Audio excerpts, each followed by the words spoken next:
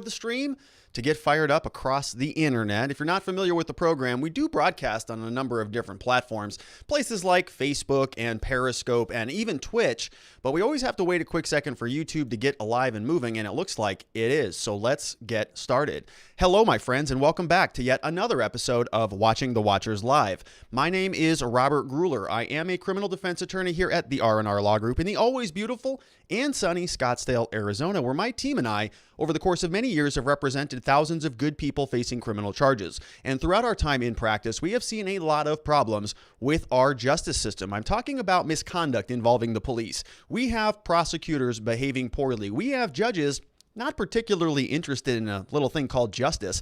And it all starts with the politicians, the people at the top, the ones who write the rules and pass the laws that they expect you and I to follow, but sometimes have a little bit of difficulty doing so themselves. And that's why we started this program called Watching the Watchers, so that together we can shine that big, beautiful spotlight of accountability and transparency back down upon the system with the hope of encouraging some meaningful change. That's why we are so grateful that you are here and with us today, because we've got a lot to get to. There are a couple things going on this week. First and foremost, today was the last full day of Donald Trump's office time as president. Last full day in the office, in the White House. He is moving on out of there, and we're going to talk about it. He had a farewell address that he gave. He is really in the last final stages of declaring the pardons that he's going to be releasing here any minute. I've been waiting all day, refreshing all the websites, scrolling up on Twitter, hitting the refresh, and no pardons. But I just got some news that there is going to be something maybe by the end of today, if not early tomorrow morning. So it may go all the way up until midnight. If there is breaking news, of course, we will go through it. We may just do it in real time if it happens while we're broadcasting. So stick around for that. I want to go through and talk a little bit about impeachment. We have some video from Chuck Schumer, from Mitch McConnell. They were on the floor of the Senate. The Senate was back in session today. And so they were sort of throwing some shots across the bow over at Donald Trump. And we want to bring you up to speed because that might ultimately impact where some of these pardons go. We're going to be talking about what's going on in D.C. on Capitol Hill. They are facing basically an occupation of the National Guard all around Washington, D.C. in preparation for the inauguration tomorrow. We've got some information on that. We've got a new story from an arrest of an individual, actually a group of individuals who are allegedly a part of this group called the Oath Keepers. There was a new indictment or a new, let's say, criminal complaint that was released from the FBI. And it's very interesting because there are a lot of pictures in there. And there's a lot that we can dissect, kind of an interesting a criminal complaint drafted by an undisclosed FBI agent. So we've got that. And then at the end of the program, if there's time, we'll talk a little bit about Ghislaine Maxwell. There was a court ruling today. More information will be coming out. And then, of course, we're going to go through and answer your questions and have nice, pleasant conversation at the end of the program. If you're not a regular of the program, now's a good time to subscribe. We would invite you to join us. We go live at this time every day of the week. And ordinarily, what I always remind people is, the way the format of this show works is we go through some slides, and those slides will be available for you after the program in our Discord server. You've probably heard me say that a number of times, but unfortunately, there is no more Discord server. We just got this notice. If it sounds like I'm a little out of breath, I was sort of scooting on in here because I just got this email at 4:29 and I was sending it over to Miss Faith, but Discord said our account is disabled for a violation of the terms of service / community guidelines. So they just sent this to me. And it says here, Discord is focused on maintaining a safe and secure environment for our community. We found your account to be in violation of our terms of service and community guidelines. As a result, we've disabled your account for the following reason. Your server allows or facilitates the spread of misleading or harmful information. Sincerely, Discord, trust, and safety. So that's all the feedback we've got. We got 0 warnings about any of this. Nobody sent a message to me or to Miss Faith or to anybody on our team over here that said that we needed to implement more moderation, or I don't know. I don't know what they're talking about, but we did talk about some election stuff. There's an election 2020 channel in our Discord server. People were sharing links and having conversations in there, but apparently that type of stuff is just not allowed on Discord. So normally the slides would be available on Discord, but we don't have a Discord server anymore. So what we're going to do is, you may notice there's a new link in the description. Some time ago, I set up a locals page, totally free. Haven't made it, haven't put it behind a paywall. I may do that for some posts, but right now it's wide open. So we're going to link to the slides in locals. You can just go over to watchingthewatchers.locals.com and it'll take you to our page. I apologize in advance. There's not a lot of stuff in there. We were posting stuff a long time ago, and then we sort of let that platform kind of just hang out and continue to mature. But it seems like that might be a good home for the foreseeable future. I can tell you this, Miss Faith has already fired off a letter over to the people at Discord to see what the problem was. Maybe they can reinstate us and we'll have our ability to chat once again. I thought that we were doing a pretty good job. Mr. Ma was doing an excellent job moderating things, and we were starting to build out the channel so that we had additional moderators and other people who could come and help keep things civil. I've always said on this channel that we want a civil conversation. This is like people sitting around the dinner table talking politics, like with friends or families. And so we want it to be civil. We don't want people to be disruptive or spammy, but apparently something was going on in there that Discord didn't like. So officially, folks, we've been canceled. Kind of a badge of honor to a certain degree. Now, I am not happy about it. I certainly do not want our platforms to be canceled or us to be banned or removed from anything, because I think what we're doing here is very useful. We're just having conversations, and I think more ideas in the marketplace of ideas are better, not less, because that's how you get, I think, some of the pressure cooker mentality that we saw on Capitol Hill on the 6th. And we want to avoid that. And so if you know anybody over at Discord who may be able to lend a hand, we would appreciate that. We think that, if they want us to do a little more moderation or whatever, we'll comply with that. I'm not, against that. I just don't even know what it was. I mean, they didn't even tell us what happened. We just got this email. I went to log into Discord, gone with the wind. So no idea what happened. We're going to try to work that out. But in the meantime, head on over to Locals and we will post a copy of the slides. We'll post a copy of my book. We'll post a copy of the existence systems. We'll post a copy of the impeachment documents. It'll all be over there, but you just have to go to a little bit of a different location. So apologies in advance for the Discord stuff. I know there's a lot of people in there, a lot of activity. It's a major bummer, but we're going to see if we can get that back up and activated. But the show must go on. So let's continue forward. I wanted to start today by talking about the pardons. As I said, I've been spending a lot of time really sort of bracing myself for the pardons, because there are a couple people that I've been wanting to see what's going to happen with them. In particular, Julian Assange and Edward Snowden. Two people I think are free speech advocates, people who have exposed massive amounts of governmental corruption and just problems with how our people in power think that they can rule from their little kingdoms. And so I was, for a long time, I've been hoping that Trump would do something like this when it comes to pardoning some people. Pardon Snowden, pardon Julian Assange. And so we've just been sort of waiting with bated breath to see what would happen, and it just hasn't happened yet. Today, still a little bit of time left. It can go up to midnight, or his final hour is at noon tomorrow. So theoretically, it could also come out tomorrow morning. So let's break that down a little bit and see where this is going. On Twitter, there are murmurings that it is going to take some time. Balaz over there, blue check mark, said President Trump's pardons and commutations is now expected to be announced sometime before midnight due to last-minute paperwork being handled. The source tells Balaz the number of pardons and commutations has reportedly grown from 100 to 150. And then the other thing we were very excited about, of course, was declassification. I really want to know what happened with JFK out there. Did we really go to the moon? Is the Earth flat? What's going on here? Are there aliens over in Area 51? Give us the goods.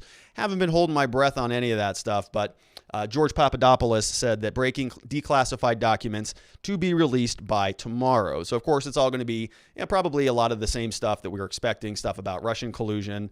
Maybe there'll be some Hunter Biden stuff in there. Who knows? Probably going to be mostly vanilla. Also, I'm not particularly holding my breath that we're going to see any meaningful pardons other than the usual kind of status quo, regular political riffraff that we see when it comes to pardons. But I'm open to being surprised. This is something that came over from Glenn Greenwald, and he was retweeting a lot of activity on Twitter today from some of the free speech sort of absolutists, people like Snowden, Glenn Greenwald, Cassandra Fairbanks has been very, very involved in the Julian Assange stuff, and a lot of sort of activity. about it. Edward Snowden posted today, about an hour ago, reports that Trump has let himself be bullied out of pardoning Assange, mistakenly believing that Senate Republicans won't vote to impeach him if he caves. Once he's out of power, they're going to vote to impeach him anyway, which, well, that's one way to be remembered. #politics. And that was from Edward Snowden. And think about that, right? On his way out, Donald Trump has, a lot of people have been asking, well, why are they trying to impeach him? What are they going to do with all of this stuff, right? They've already impeached him once. That didn't go anywhere. They're going to try it again. He's going to be out of office literally tomorrow. So why would they try to impeach somebody on their way out? And one of the theories was that they had to keep him muzzled. They had to keep a collar around his neck so that he couldn't get too far away. He couldn't get a little bit ornery, and they needed some leverage in order to keep him quiet and under control. And so they've been floating around this idea of impeachment as one mechanism to do that. And so what we're going to do when we go through here in a quick second, I'm going to show you some clips from Mitch McConnell and from Chuck Schumer. Mitch McConnell was on the House floor today, or Senate floor today, really sort of drop in some language that you would believe, if he were serious about that, he would use that to rally up support from other Republicans in order to make sure the impeachment goes through. So think about all this in that context. Why are they trying to impeach him? He's going to be removed tomorrow anyways. Why do they want to continue to pursue this, even though he's not the president anymore? And I think it's because of, they still have things that he can do in his final hours that they don't want him to do. And so the pressure is going to be kept on him until the very last minute. Now, I'm not excusing that at all. I think Donald Trump is, he's the president. The buck stops with him on this thing. He has unilateral, unchallenged pardon power in some of these areas.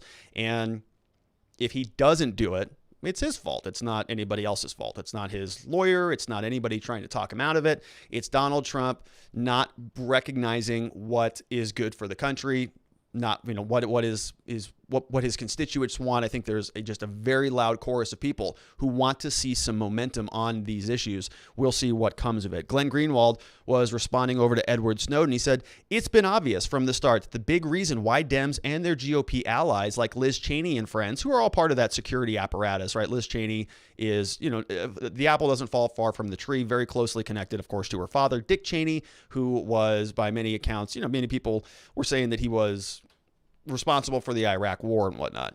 He's saying their allies, they impeached Trump and they threatened to do more.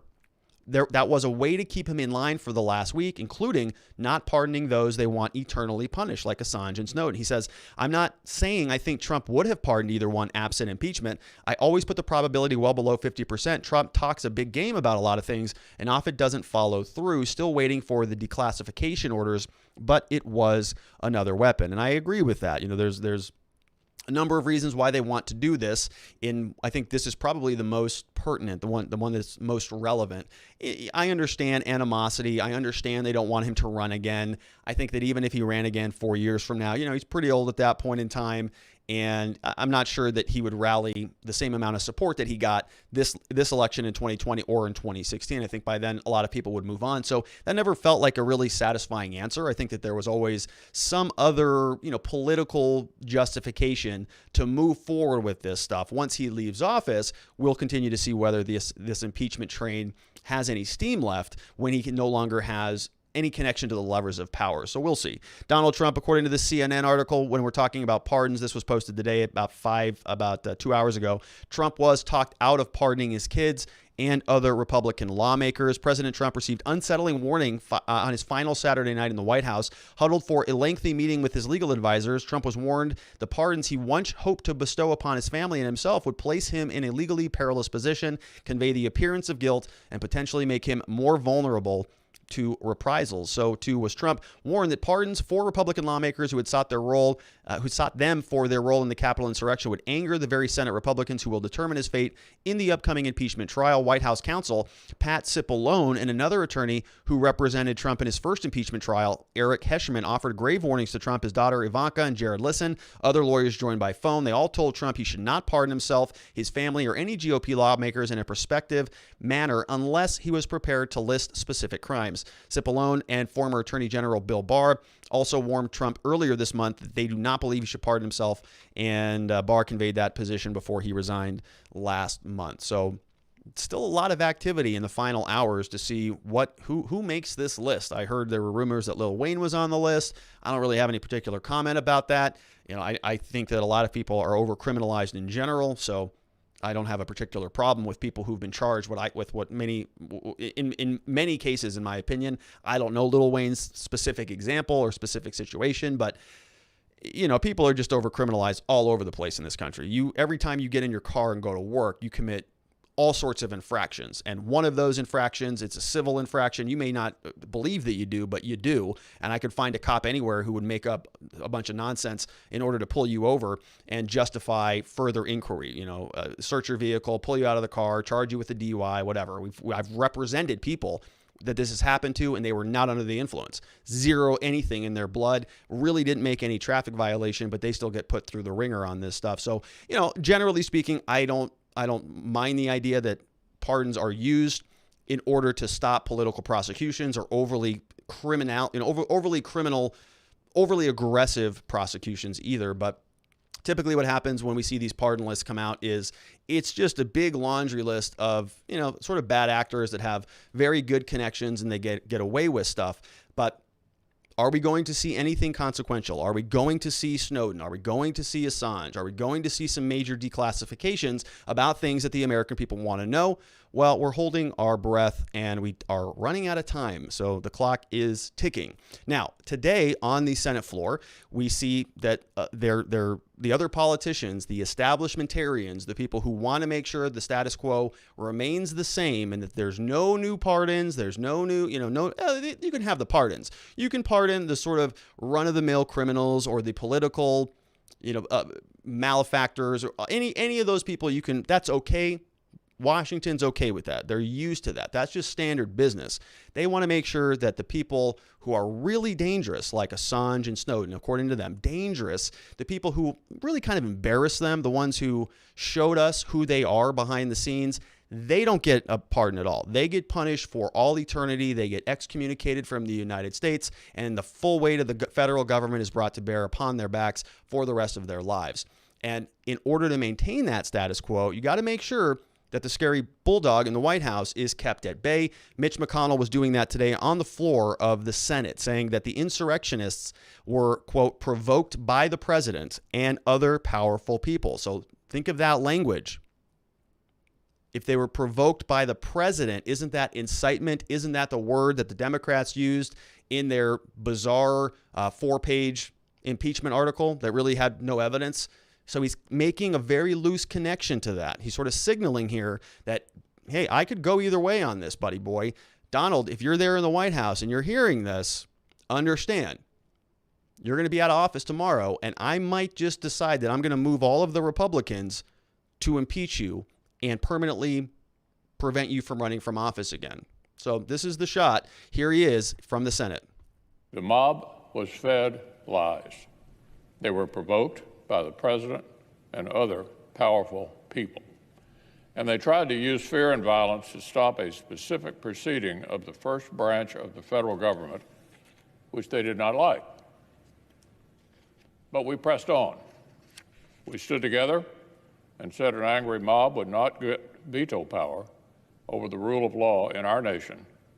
The mob was fed. All right, so that's Mitch McConnell out there. The mob was fed lies by powerful people, one of which was the president. So very short skip away from that statement to incitement. If the mob was provoked by the president, sounds like he incited them. Sounds like maybe that is impeachable if you're just going to follow their very low standards on what impeachment means. So it's a little bit of a precarious position if you're Donald Trump. Now you're sitting there, you're going, I might want to pardon these guys, but they're going to convict me and they're going to make sure I can't run again. He may have some idea that he can run again in 2024. We don't know. But we have one of the Republicans, sort of establishment guy like Mitch McConnell. He's sort of raising that flag to the rest of the Republicans in the Senate, saying we might have to go a different way on this. Shortly thereafter, Senate Minority Leader, for the time being, he's about to be the Senate Majority Leader, also joins in, says healing and unity will only come if there is truth and accountability. If the president is convicted, there will be a vote on barring him from running again. Here he is. After what he has done, the consequences of which we were all witness to, Donald Trump should not be eligible to run for office ever again. All of us want to put this awful chapter in our nation's history behind us. But healing and unity. Yeah, healing and unity won't come again until people are held accountable, is what he says. We got it. And so you've got two of the biggest senators who control both of the parties unifying, essentially, and saying that they're going to be moving full steam ahead on the impeachment stuff. We also have news from Bill Barr. Bill Barr gave his first interview since leaving the Justice Department. He gave that over the weekend, or I'm not sure when he actually gave this, but it was published over the weekend. This came from the Washington Examiner, and they're saying here that Barr says the debate over the legitimacy of the 2020 election precipitated the storming of the Capitol. It's in his first interview since the deadly siege. Barr was asked that, and he said, perhaps the debate about the integrity of the election was the final straw. He says, I think that was the thing that precipitated the riots on the Hill. So once again, they're sort of expanding the scope. Okay, we've been on this channel, we've been trying to identify what is impeachable, what is incitement, what is it that Donald Trump did that allegedly caused the Capitol Hill riots to take place, the insurrection, the seditionist coup that we all saw and witnessed in total disappointment and disgust that happened on the 6th. Well, it's been a moving target. We really don't know. We saw that according to their impeachment document, it's a very low standard. Donald Trump said, if you don't fight like hell, you're not going to have a country anymore. Then they sort of tied in a couple of other ancillary paragraphs talking about things like, he also had a settlement conference phone call that we found to be problematic. And he also said something else, and very, very, very, very minimal evidence in there. And the standard was very low. And so what we were just sort of extrapolating out of the Democrats' own standard, well, it's very easy to impeach somebody. All you need is a bad statement. You need a bad act. And if you can connect the two, a bad statement from a politician with some sort of violence that happened later, then that might be insurrection, and that could be incitement, and that could be an impeachable offense. But if you just narrow that down, if the scope is very small and you're only talking about that language, if you fight like hell, if you don't fight like hell, you're not going to have a country anymore. Well, that's kind of it's so easy to just disassemble that. You can apply that standard to everything else. And we did it with Kamala Harris. I wrote in an article of impeachment, and we did the same thing, same formula. A plus B equals C, not even complicated. And now what we're seeing is this scope is being expanded. So it's not just what Donald Trump said on the Save America rally on that particular day at that particular time. A lot of evidence that the Capitol was being breached even before he uttered those words. But that's not enough, right? So what they're doing and what Bill Barr is doing is they're saying, well, now the scope is much bigger. It's not just about that particular speech. It's about all of the election questioning. Everything that we were questioning, or anything anybody was questioning, any conversation about this that would have led people to, sort of sow some doubts in people's minds about the integrity of the election. That is what caused this entire situation. And so Bill Barr is not particularly happy with it. He's got a couple statements, a couple clips from his interview with ITV News. Let's listen in and see what Bill Barr has to say. I think that was the thing that precipitated the riots on the Hill. Now, I think it's always important to remember that most people are exercising their First Amendment rights, but there was a substantial group, obviously, that went far beyond that and broke into the Capitol and tried to interfere with the proceedings, and that's unacceptable. I'm sad to see, but not surprised in a way, to see the kind of violence we saw on Capitol Hill. I consider it despicable, and I was not Attorney General. I had already left office when that occurred, but I felt that they should move very quickly to disperse that crowd, regardless of which side of the political spectrum is involved. We just cannot tolerate violence interfering with the processes of government. Yeah, I mean, you can't really disagree with that, right? And that was my point that I made the day that the Capitol Hill riots happened. The idea was that, what we were seeing was gross. I said that word probably 50 times that day. It was reprehensible. It was disgusting behavior. But what did that have to do with Donald Trump? And how do you sort of quantify Donald Trump's language? How do you just say somebody who's questioning the election, that suddenly you can translate that into, we're going to storm the Capitol and try to seize Mike Pence and Nancy Pelosi? It's kind of a stretch. And I understand that there's a lot of of baggage with that. I'm not excusing Donald Trump for his role in it. I think he probably did have a role. I think we all probably have a role in it. Anybody who wants to talk about democracy and electoral issues, the integrity of the election, anybody who's in that bucket is now, by some extension, within the scope of this criticism, within the scope of this argument. And what the heck, what country are we living in when you can't even have a reasonable conversation about the election? Now you're within the scope, and any potential violence that is a result of you having a conversation about that can be attributed to you, and you can have yourself canceled from certain platforms, just like we were today. It's kind of a scary thought. Where else can you not talk about the election? Where you would imagine dictatorships, totalitarian states, where your ability to have free speech and free thought are just totally gone. Well, it's kind of happening here. We're talking, Mitch McConnell is kind of okay with that. We've got Chuck Schumer, who's kind of okay with that, and Bill Barr is also kind of okay with that. They're expanding the scope, the bubble of this argument to encompass a lot of otherwise what I would consider to be free speech and reasonable conversation about how things work in our country. He says, I'll leave it to the people who are looking into the genesis of this to say whether incitement was involved. I don't know if I'd use the word inevitable, but I think that when you start suppressing free speech, when you lose confidence in the media, and also when you lose faith in the integrity of the elections, you're going to have some people resort to violence, Barr said. And I agree with that. We've been saying that for a long time on this program, that if you tell 74 million Americans to sit down, shut their mouths, and never speak up about it, you don't give them an opportunity to have a conversation about it, then there's going to be problems. I was saying that for many, many months. Then we had some problems, and now the response has been to double down on that. The response has been shut them up harder. They're not shut up enough. You got to go really make sure that they are off of everything. And now they're all moving to Telegram, and they're moving to all these different platforms where what's going to happen? They're going to create their own little bubble where they're all going to be in an echo chamber, and they're all going to just become more and more angry, more and more radicalized, and they're going to be feeling that they have been unfairly disenfranchised. They're not allowed to participate in the American conversation anymore.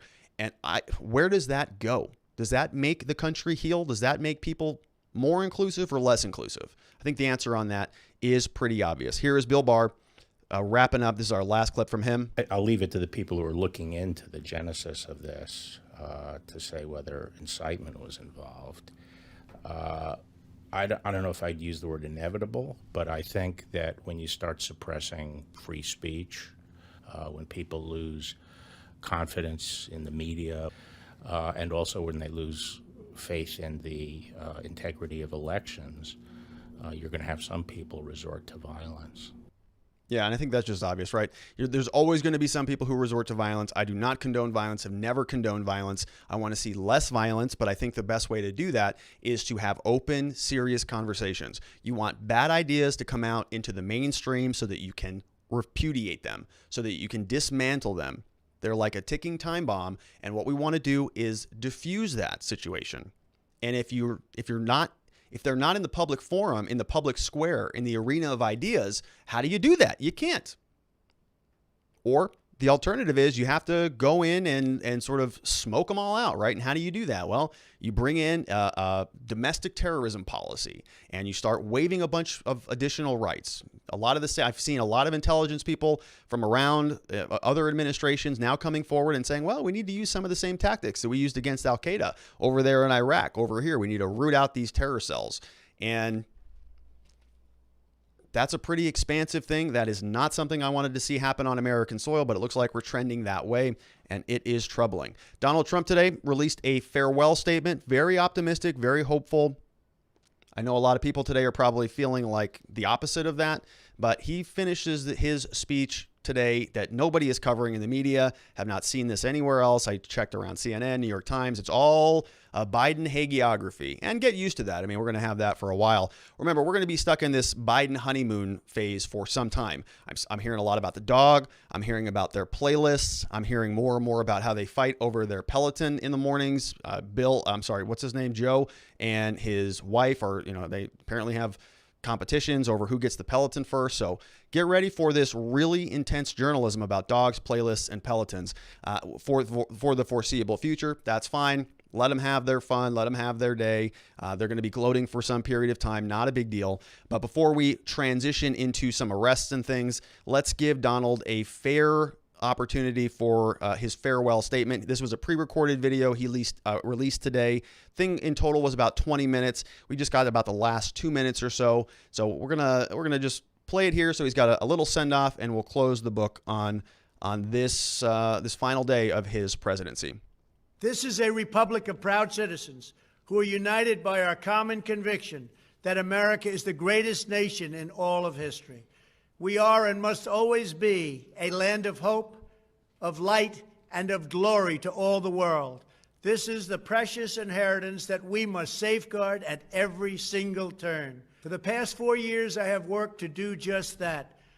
From a great hall of Muslim leaders in Riyadh to a great square of Polish people in Warsaw, from the floor of the Korean Assembly to the podium at the United Nations General Assembly, and from the Forbidden City in Beijing to the shadow of Mount Rushmore, I fought for you, I fought for your family, I fought for our country.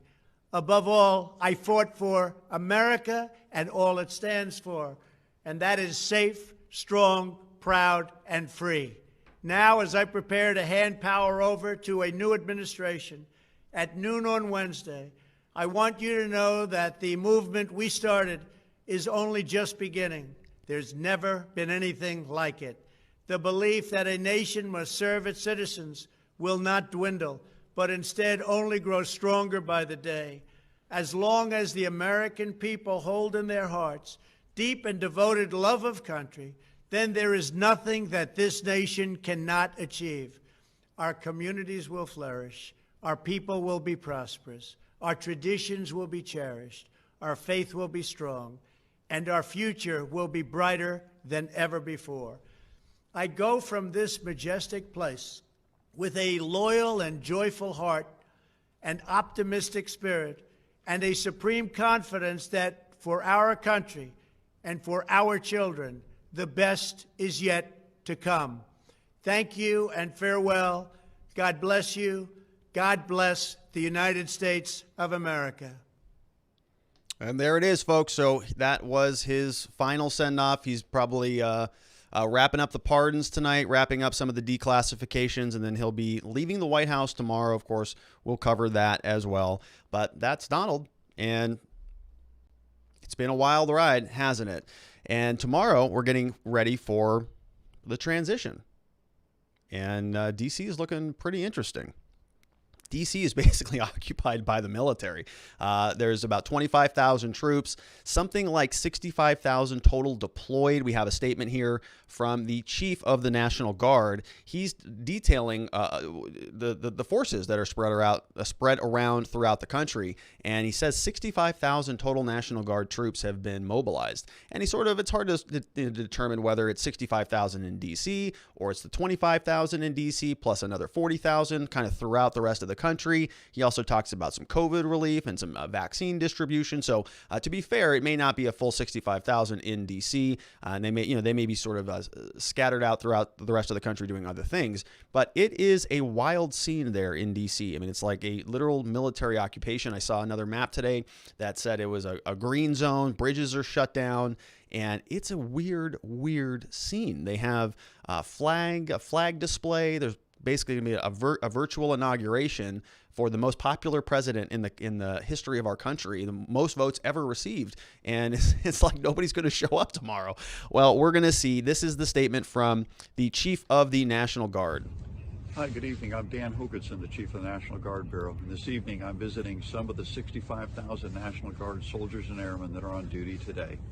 Today, we're in our nation's capital, and our soldiers and airmen are here, set up throughout the city to help protect our nation's capital. But at the same time, we have thousands around the country supporting COVID-19 operations, Operation Warp Speed, and we have a multitude of soldiers and airmen deployed overseas in combat operations. I'd especially like to thank the families that are maybe alone tonight, and just let you know that our nation greatly appreciates all your sacrifices and those of your service members. And I could not be prouder to be part of this organization. All right, so good stuff. I am happy to hear that D.C. is on lockdown. I do not want anything bad to happen tomorrow anywhere in this country, because it will just trigger an avalanche of a response from the brilliant minds over there in Congress. Now, the National Guard is going through, we talked about this yesterday, some serious vetting of their soldiers. They don't want any dissent amongst their ranks. So when you have a new person who comes into power, one of the first things that you want to do, if you're part of a good government, of course, is to just cleanse all of the opposition. In America, one of the ideas that was important to us at one point was that you could have a diversity of opinion, right? You want people from diverse backgrounds, diverse ethnicities, diverse religions, diverse races, sort of all together in one unified melting pot of freedom. We wanted that to exist, and we used to think that was a good idea in the military, because, you know, the military should be representative of the United States. If the military was going to be, you know, defending America, you would imagine that some of their same ideals would match the underlying civilian population. So it's a representative military, and that was a good idea. Now it's not such a good idea. Now what we want to do is make sure that all of the opposition is eliminated, both in civilian life and the military life. And so the National Guard is well underway implementing those new protocol changes. And we can see here on Inauguration Day, this was posted over from NBC Washington, 2 National Guard members were removed from the inauguration duty after militia links were found. So, you know, they're doing their standard vetting. 2 National Guard members found to have ties to fringe right group militias. I'd be curious to know what those are. Don't have much information about that, because that's all being kept under wraps. About a dozen National Guard members were relieved of duty for the inauguration after they were vetted, federal officials told NBC News. This one over from The Hill. National Guard removed 12 members from their role, President-elect, during the inauguration security. They were flagged for, quote, inappropriate comments or text. One identified through their chain of command, another through anonymous reporting, while an additional 10 were identified by the FBI through, quote, standard vetting done on participants before all inaugurations, according to reporters on Tuesday.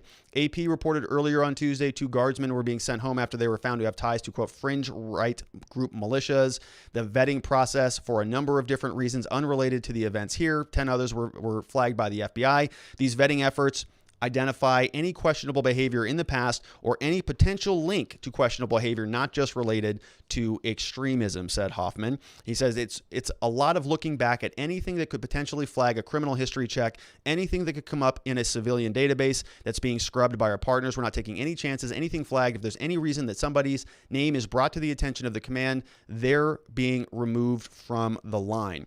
And they added, we'll ask questions later and ascertain whether any action needs to be taken by law enforcement or the individual's chain of command. So, you know, on the one side of this argument, you could say, well, you know, this is pretty reasonable. You know, these are dangerous individuals. They've been trained to be dangerous, and that's kind of the point of the military, right? It's to kill people and break things. It's to go and inflict harm. They have training that a regular civilian person doesn't get that makes them dangerous. It doesn't mean that they're automatically dangerous. It means they have a skill set where they can be dangerous. And so, you know, if you have a new incoming administration and you're concerned that maybe you don't have, you know, everybody on your side. We played a clip yesterday from somebody on CNN talking about, well, you know, 80% of the National Guard are white people, and they're white males, and they're young, and young white males tend to vote for Donald Trump. Therefore, apparently that means you could, I don't know, make an attempt on Biden's life or something? Like, is that what they're implying, just because you happen to support the Donald Trump? All right. Kind of an extension. I don't know if I would have extrapolated it that far, but some people who are in higher positions than I am apparently think that is justified. So they're going through and they're removing everybody, and you know it's a security thing. I certainly don't want to I want to make sure that nothing happens to Biden, because if something happens to him, or if anything happens, they're going to use this to just roll out the third Patriot Act and just cram that down our throats, which I certainly don't want to see. But on the flip side of this thing, you know, if you are now being vetted from having a political opinion in the military, that is one of the biggest chills of free speech that I've ever heard of. I know, and like I said, I've never served in the military, so I don't know if you're not allowed to talk about those things in general, but I would think that within the military, you're allowed to talk politics, because you're intensely involved in the political world, right? The leader of the country is the commander in chief. That's the person who's going to set the policy. That is your commanding officer ultimately. And if that person is Joe Biden and he wants to go start, a new war, Donald Trump didn't do any of those. Donald Trump didn't start any new wars. But if Joe Biden wanted to do that, then as a person in the military, I would imagine, want to express an opinion on that. Do you want somebody who's pro-war or anti-war? Do you want somebody who's pro-conflict or anti-conflict? And I would think that it would be a good place for you to communicate with other people so that you could express your political ideology through lawful legal ways.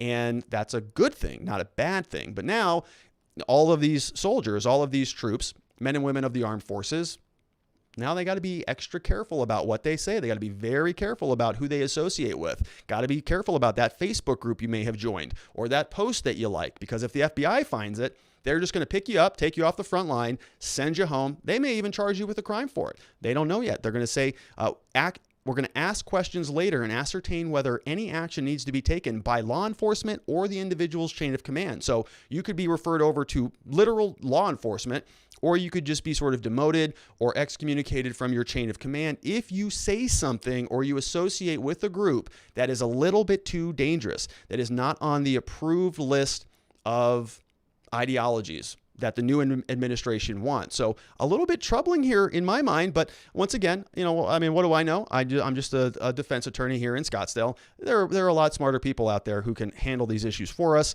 and we have two of them right here. This is the chief spokesperson for the National Guard and someone else here on C-SPAN talking about how this is all going to unfold. What can you tell us about the approximately a dozen or possibly more National Guard members who've been pulled off duty because of either posts on social media? How big of a threat do you think this is? Do you think there are more? And frankly, any details on this that you can provide, I think would be good, since obviously the general public is listening and watching this event with great concern.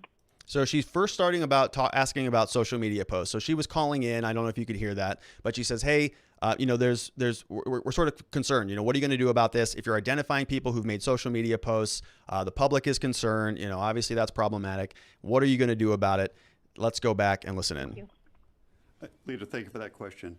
And so we work very closely with law enforcement, and if there's any identification or anything whatsoever that needs to be looked into, out of an abundance of caution, we automatically pull those personnel off the line and make sure that they're not part of the mission set. And in certain cases, we make sure that we get them sent home. But we're in very close. Do you hear that? So sent home. So they're gonna identify something that's deemed to be problematic. They're gonna be pulled off the line so that they're not a part of a mission set, and they're gonna be sent home. Doesn't sound like much due process in there. They are just defaulting to security. They're just going to say, all right, we don't know yet, so you're gone. And I can understand that. But now if you are a service member, you're thinking about 25 times before you like that post, or before you post something, or before you engage in political discourse. You really got to think about it, because the repercussions here are pretty severe. If you want to be somebody who's serving your country and on the front line to protect America from racist or insurrectionists, you have a difficult time doing that now. If you liked a post, or you joined a group, or you expressed a political opinion, all they got to do is find that. You're gone. No due process. You're just gone. Off the line, sent home. Let's go back in. Oh, shoot. What'd I do? What can you tell us about the approximately a dozen or possibly more National Guard members who've been pulled off duty? I'll stop interrupting this. Because of either posts on social media or other issues. How big of a threat do you think this is? Do you think there are more? And frankly, any details on this that you can provide, I think would be good, since obviously the general public is listening and watching this event with great concern. Thank you. Leader, thank you for that question. And so we work very closely with law enforcement, and if there's any identification or anything whatsoever that needs to be looked into, out of an abundance of caution, we automatically pull those personnel off the line and make sure that they're not part of the mission set. And in certain cases, we make sure that we get them sent home.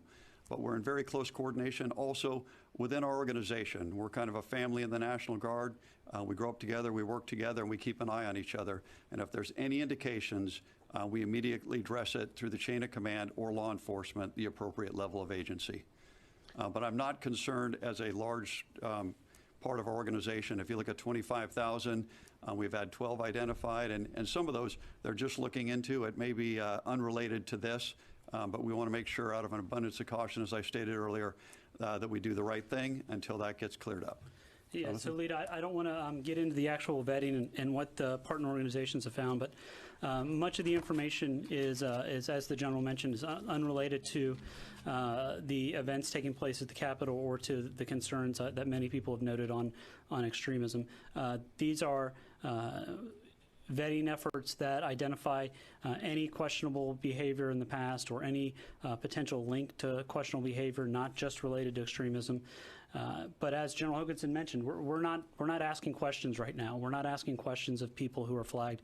We're, out of an abundance of caution, taking action and immediately removing them from the line of duty at the Capitol and the events taking place. And then we will address them, whether it's through law enforcement if necessary or through their own chain of command. But the point here is that we have the vetting processes that are in place. We also have, as General Hoganson mentioned, internal to the ranks as well. People have made it clear that if you see something, you should raise it. We are taking steps to ensure that there's no concerns. The American people should have confidence in the National Guard. They should have confidence in the law enforcement teams that are planning for this inauguration, ensuring that Vice President-elect or President-elect Biden has a safe and secure inauguration tomorrow. So they're not going to tell us about what the vetting process looks like. How are they identifying these people? What questions are they asking? They said, far right-wing militia groups. What are those? Are those, talk radio supporters? Are those, Steven Crowder fans? Like, what are they talking about? Or are these legitimate groups? Did they have actual ties to something that was problematic? Another thing that you may have heard him mention, this didn't have anything to do with the Capitol Hill riots. They're looking deeper than that. They're looking beyond that. The scope is massive here. And so, I don't know if this is what we heard yesterday. I've seen conflicting articles on this stuff, so I don't really know what the answer is.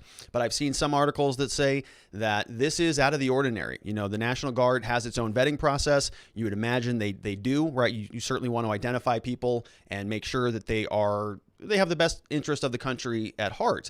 And I would imagine that's kind of an ongoing process. But we saw articles saying that this was an additional level of scrutiny. They brought the FBI in. They basically brought in a separate agency to come in and vet all 25,000 of these people who are there in D.C., which means, it's kind of, well, they don't trust the National Guard. They think it's compromised. And this is an extra layer of scrutiny that, in my mind, is going to chill speech. And the scope is just massive. It has nothing to do with Capitol Hill. As far as this guy just said, this is something that they're looking out well beyond just conversation, from the last 2 weeks. So, all right. So we'll see. Like I said, I certainly would default towards safety and security, especially at this time right now. I've been saying this for a long time. I don't think that going and protesting or showing up and getting involved in a heated conversation at this moment in time is worth it. So I'm hopeful that that doesn't happen tomorrow. We see here that the inauguration is shaping up. We've got a bunch of flags since apparently nobody's going to be there tomorrow. The field of flags is illuminated on the National Mall as the U.S. Capitol building prepares for the inauguration.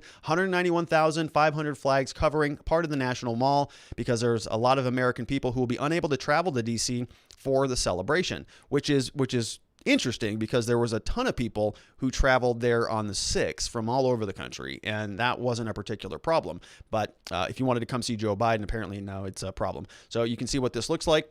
Tons of flags there on the National Mall leading up into the Capitol building, and it's a beautiful It's a beautiful spot. I think this is the Smithsonian there. I was just in D.C. about maybe a year ago. I visited all of these areas, walked all the way around, did tours. I like to go there from time to time just to sort of remember where things came from, and I had a good time doing so. Here is another picture of all the flags. Now, normally, this area would be just sort of teeming with people, but they don't, I think, want people there, and they're making this thing virtual, and so they're just covering it with flags. So we'll see what happens. Like I said, I'm hopeful that tomorrow goes off without a hitch. I think it will, and we'll have a new president, and we intend to hold him and his administration accountable as he embarks on this new journey. Let's change gears a little bit. Let's talk about a new arrest. We talk a lot about criminal law on this channel, and we're going to be spending some time on this one a little bit. There was a new arrest that took place very recently, stemming from the Capitol Hill riots, and this was involving the Oath Keepers. And so remember sort of the conversation that was being framed right after January 6th, right after the Capitol Hill riots. Everybody was coming out and saying this thing was sort of spontaneous, and Donald Trump was singularly responsible for inciting the insurrection. That led to the article of impeachment that was drafted and passed in the House, and that's going to be the basis of the forthcoming impeachment proceeding, which we're going to see whether that happens or not. I'm still not sure if it's going to happen. I think it's still with the House. I'm not sure if it's been transmitted over to the Senate just yet, but Mitch McConnell for a long time had been saying that they're not capable of moving forward on it until I think the 20th at the earliest, maybe today at the latest or at the earliest, but we'll see where the impeachment proceedings go. Many arguments have been made that it's unconstitutional. We've covered some of those here. We'll see. But the point is that the underlying basis for the impeachment was that Donald Trump said some mean words during his Save America rally that triggered a bunch of people to then storm the Capitol, and it was all spontaneous. It was all organic. Well, there's a newest story out here today from CNN Politics saying that an apparent Oath Keeper is being charged with planning and coordinating a breach at the U.S. Capitol. So not quite as organic and spontaneous as CNN was once reporting. It's actually that this was sort of planned and this was coordinated. And if it was, well, how did Donald Trump incite them with his phone call to Brad Raffensperger and his scary language where he said, if you don't fight for our country, you're not going to have a country anymore? How did those two things result in the Oath Keepers planning and coordinating a breach at the U.S. Capitol? It makes it a little bit harder, right? It's more of a tenuous connection there, and might be a good impeachment defense. But let's take a look. Prosecutors have levied the first significant conspiracy charge against an apparent leader in the extremist Oath Keepers movement, alleging that the Virginia man was involved in planning and coordinating the breach of the Capitol earlier this month. His name is Thomas Caldwell, 65-year-old guy from Virginia. He's got a leadership role in the paramilitary right-wing group with 4 counts, including conspiracy to commit obstruction of an official proceeding, violent entry, disorderly conduct. They're saying he interacted with a group of 8 to 10 people, all wearing Oath Keeper emblazoned gear, and they would move in an organized and practiced fashion and force their way to the front of the crowd gathered at the door to the U.S. Capitol, according to a law enforcement affidavit. So we have that affidavit. We're going to go through it here shortly. Let's figure out who the Oath Keepers are. I had never heard of them. Much like when we started hearing about the Proud Boys, I had never heard of them. I'm pretty plugged in, to politics and stuff, but I've not heard of these people because this is sort of the first time I think they're coming to the light and they're being deemed to be a problem. So we want to learn a little bit more about who they are. According to Wikipedia, Oath Keepers is an American far-right and anti-government militia organization. The group describes itself as nonpartisan, association of current and former military, police and first responders who pledge to fulfill the oath that all military and police take in order to, quote, defend the Constitution against all enemies, foreign and domestic, encourages members to not obey orders which they believe would violate the U.S. Constitution. The organization claims a membership of 35,000, which is big. That's a lot bigger than I thought it would be, and that's a lot of people. And it's one sort of interpretation of their philosophy, I guess. Let's take a look and see what they say about it.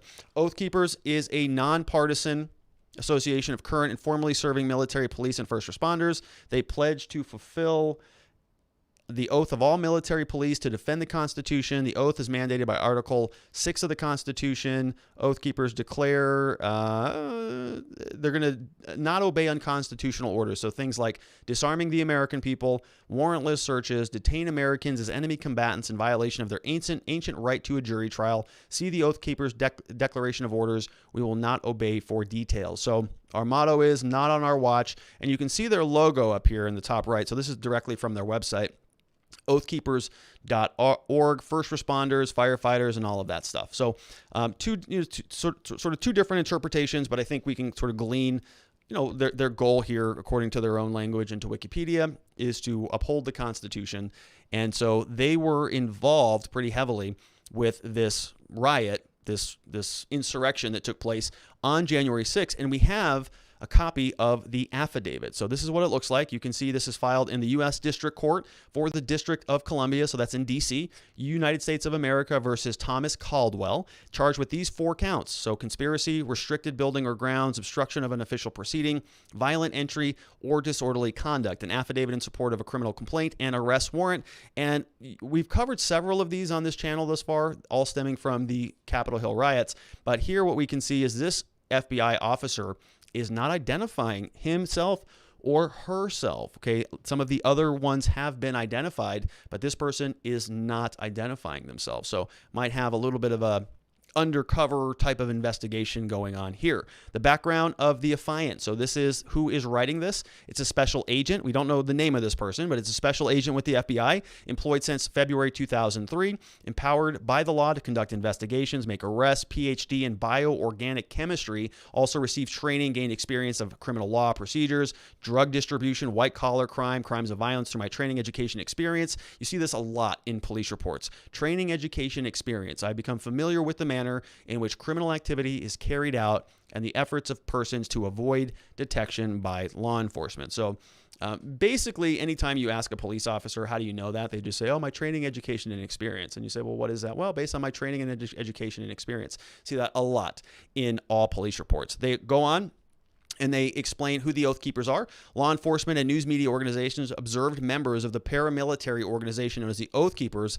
They said that they were among the individuals and groups who were there knowingly, willfully, and forcibly entering the U.S. Capitol. Large but loosely organized collection of militia who believe the federal government has been co-opted by a shadowy conspiracy that is trying to strip American citizens of their rights. Through the Oath Keepers, will accept anyone as members. What differentiates them from other anti-government groups is their explicit focus on recruiting current and former military, law enforcement, and first responder personnel. The name alludes to an oath sworn by members of the military and the police to defend the Constitution from all enemies. So, a little bit of I would say some added facts in there.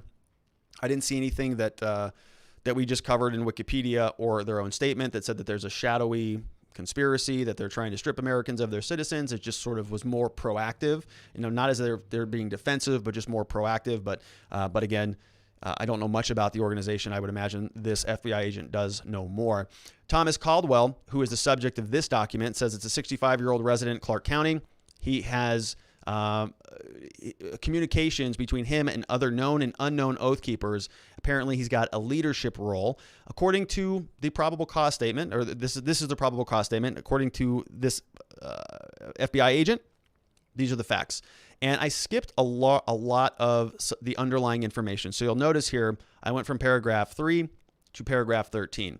The other 10 paragraphs in there are basically a timeline of the events on January 6th, which we've covered, right? There, Donald Trump was giving a speech. A lot of people were there. They breached the Capitol building. They went through some officers. They made it inside the interior of the building, and there's a timeline. They talk about when Mike Pence was, when the Congress people were leaving and all of that. Very general information, so not specific to Caldwell or these individuals who are the subject of this document. So we just kind of skipped those things. We've covered them before, but if you want to go read the full document, when you get a copy of the slides, you can go to the full link, download the full document. So it says here, they were among those who entered the Capitol, and they're a large and loose organization. It says Thomas Caldwell, 65, reviewed footage on January 6th, the incursion of the U.S. Capitol.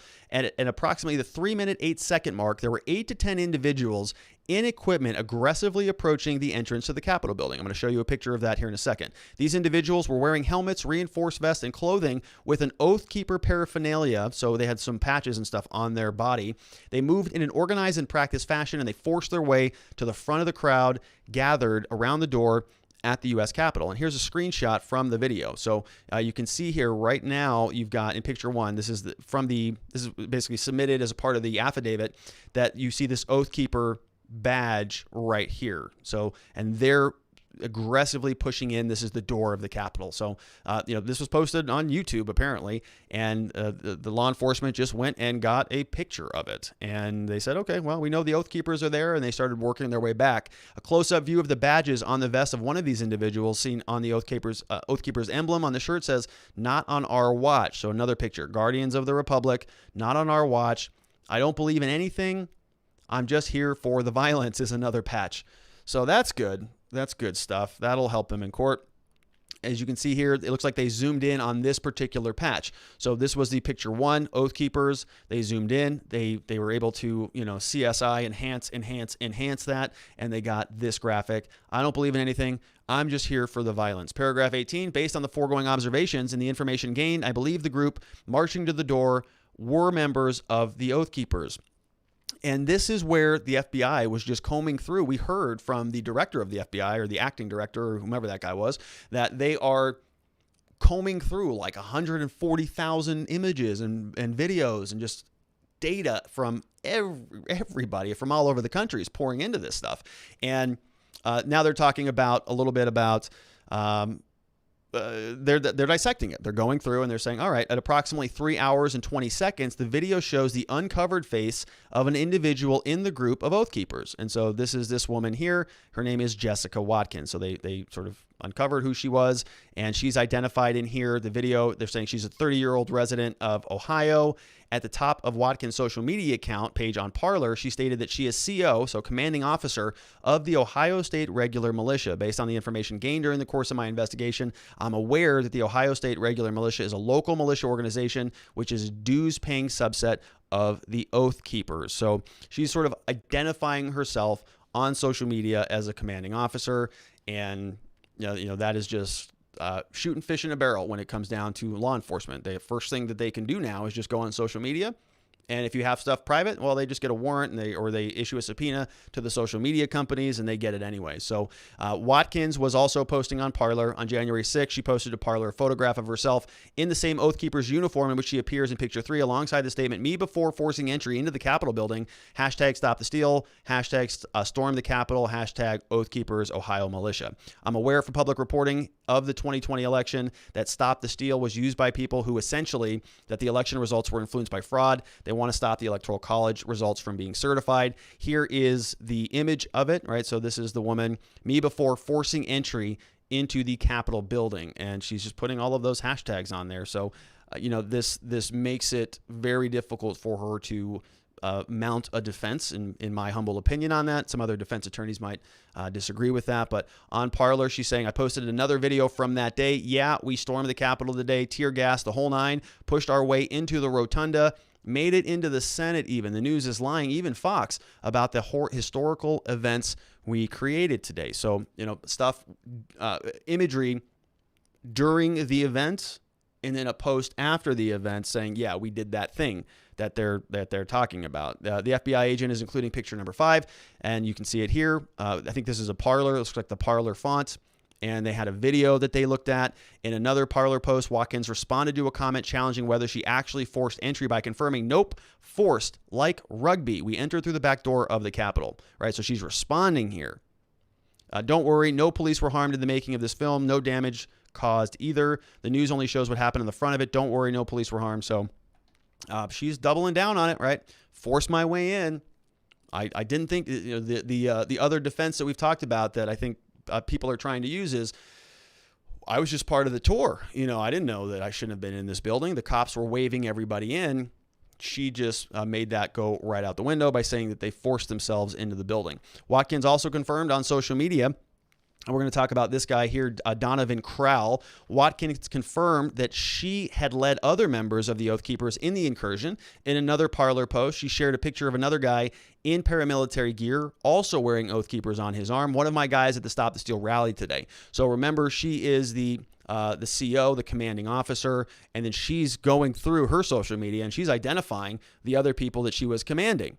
And one of them happens to be this fellow by the name of Donovan Crowell. This goes on, says, you're affiant. So the FBI agent is submitting here that Watkins' own description of her conduct, as well as her use of the hashtags, as well as other known and unknown Oath Keeper conspirators. They're saying the intent to forcibly enter the U.S. is pretty obvious. The U.S. Capitol building was pretty obvious. There was another segment here, so we went over, we skipped a little bit.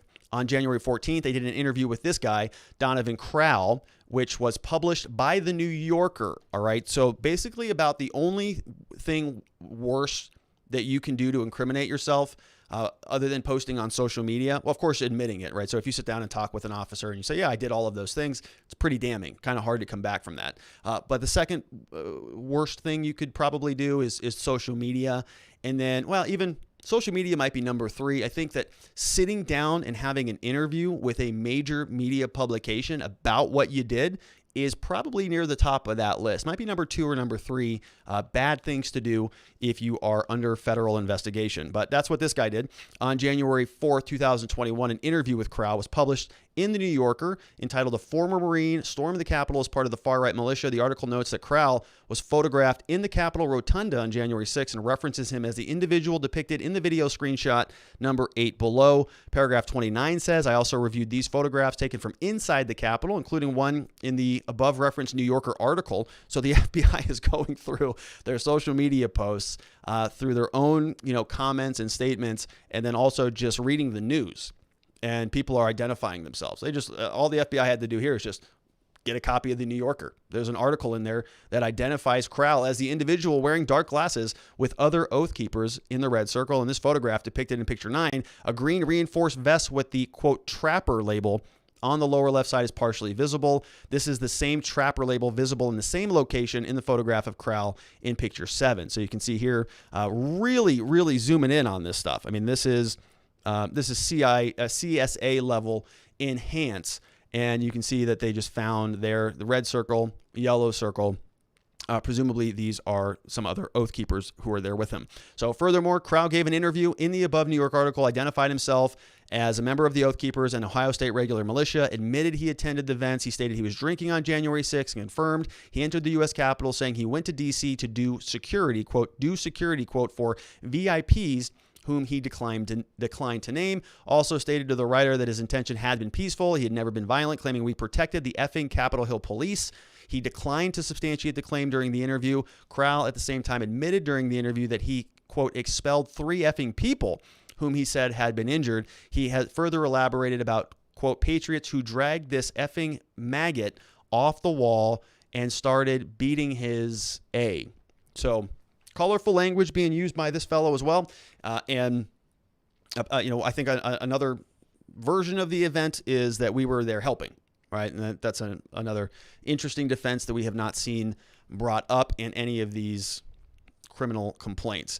It goes on, during the investigation, law enforcement authorities spoke with Witness 1. Witness 1 confirmed that although Watkins returned to Ohio after the 6th, she subsequently left Ohio on or about the 14th to stay with a friend and fellow Oath Keeper, Commander Tom. As described below, your affiant believes this individual, Caldwell.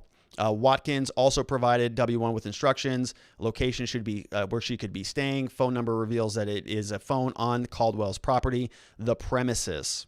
And then this is where some of the planning comes into play. So what this document has been doing is just outlining some of the players.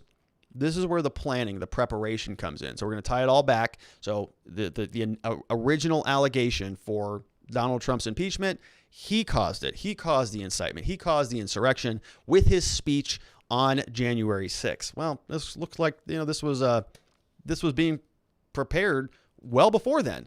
Records obtained from Facebook indicate that Caldwell was involved in planning and coordinating. So Caldwell is the leader of the January 6th breach, where Watkins and Kroll and other members participated. And we know this because on January 1st, New Year's Day, they sent the following message from his Facebook account. And this is what it says, quote, "Here is the direct number for the Comfort Inn.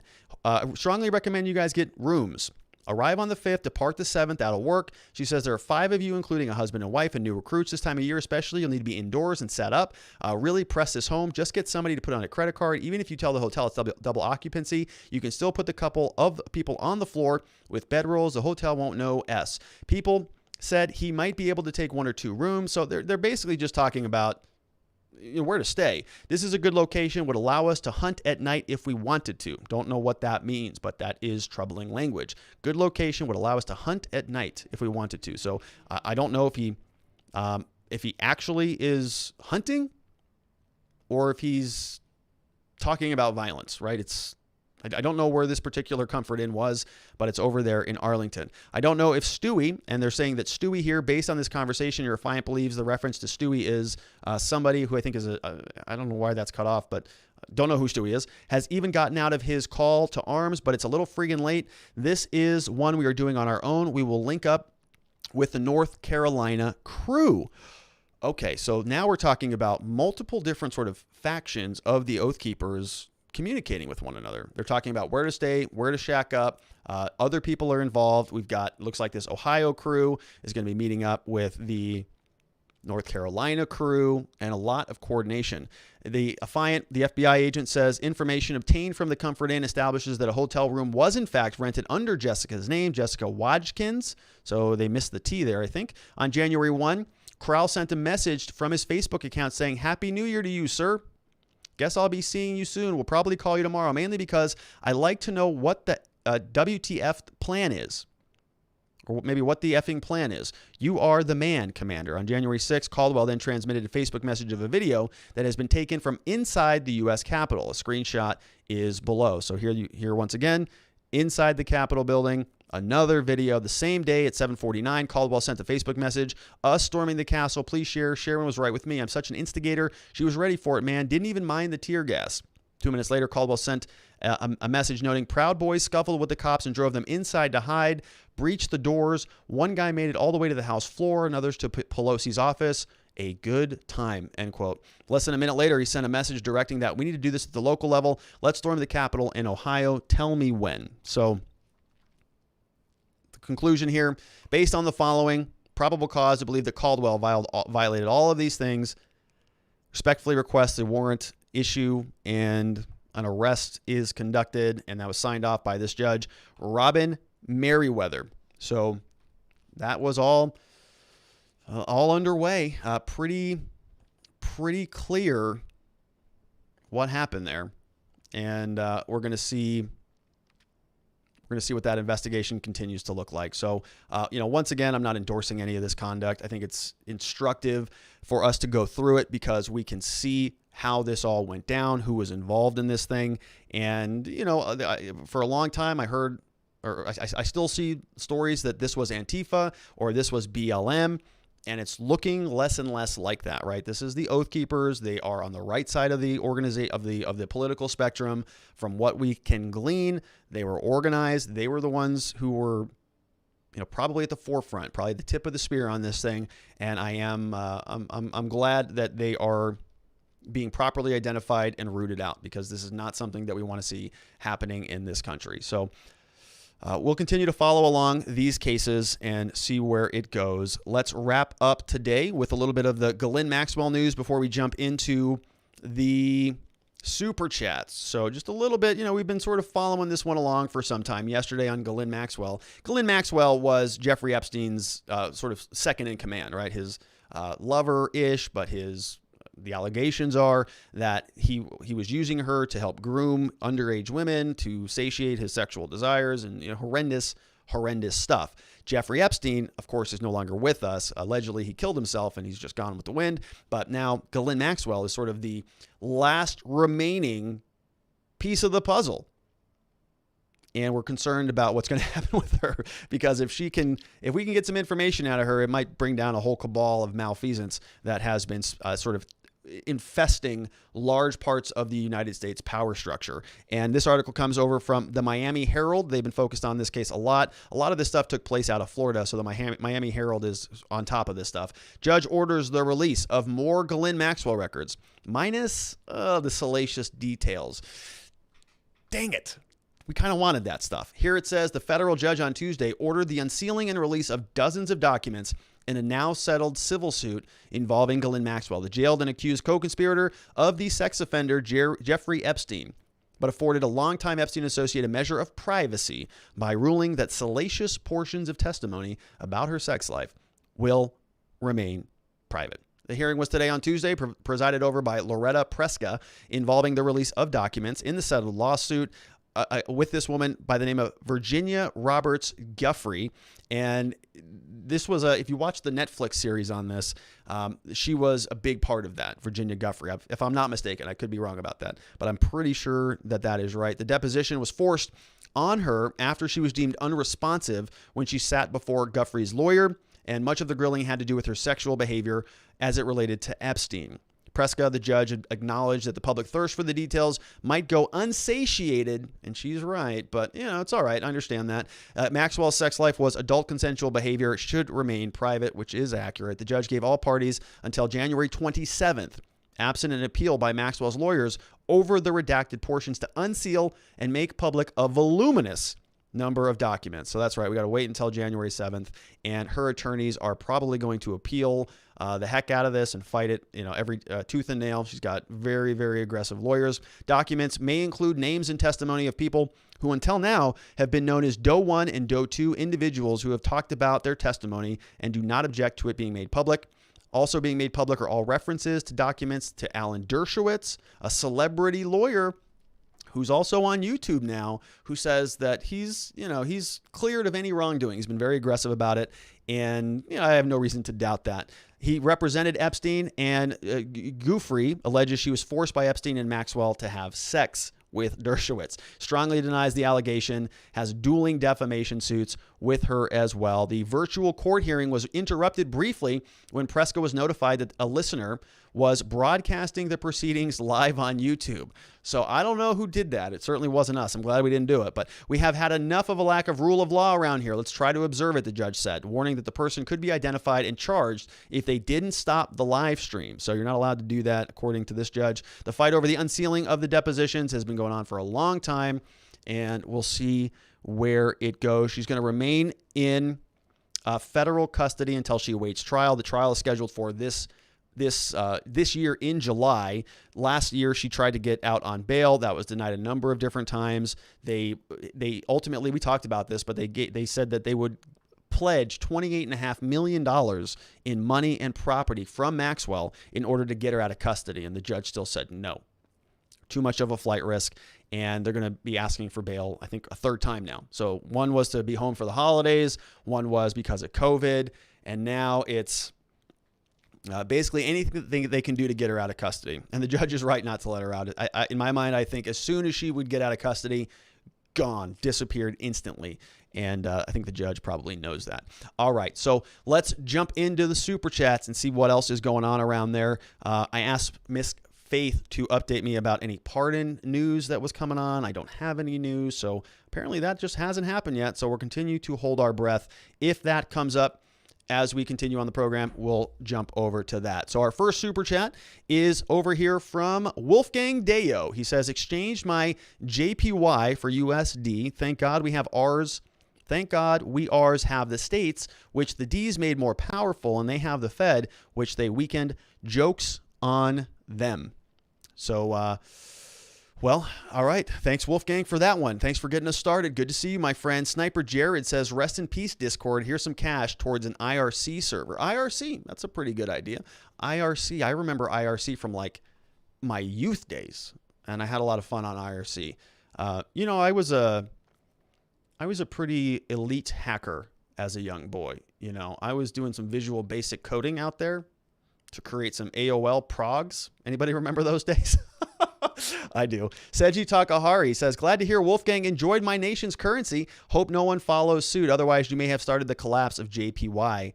Dayo is from Seiji Takahara. So, look, we're fostering international diplomacy on this channel. We've got Americans and Japanese just communicating together, exchanging in currency. It's a beautiful thing. We have Sven the Patriot. We have the FBI visited me this weekend regarding DC on the 6th. No charges, just questions. Said won't come back. Still want representation lined up just in case. Local attorney said I need one in DC. Is this right? Yeah, you do. So I would say that's the best advice, right? So these allegations, criminal law is very geographic in terms of jurisdiction. So if you get charged with a crime in Arizona and you live in, let's say, Florida, Well, if it's a serious crime, you're going to have to come back to Arizona to address it. Sometimes people will ask us, well, can you transfer my, I was just in town for the Super Bowl or for the Phoenix Open or whatever. Can I come back, or can you transfer that to my home state? And the answer is no. Arizona is going to hold on to jurisdiction of those cases. So in your situation, if something happened in D.C., which it did, then you would be prosecuted in D.C. under the federal district court for the District of D.C. or a local superior court there. And so you're going to want to find a local lawyer. It's better anyways to just have a local attorney. Because they're going to know the judges, the courts, the prosecutors, the local rules of procedure in a way that somebody out of state wouldn't do. So, you could always hire sort of an outside counsel to give you advice and thoughts on things, but I just don't think it's worth it.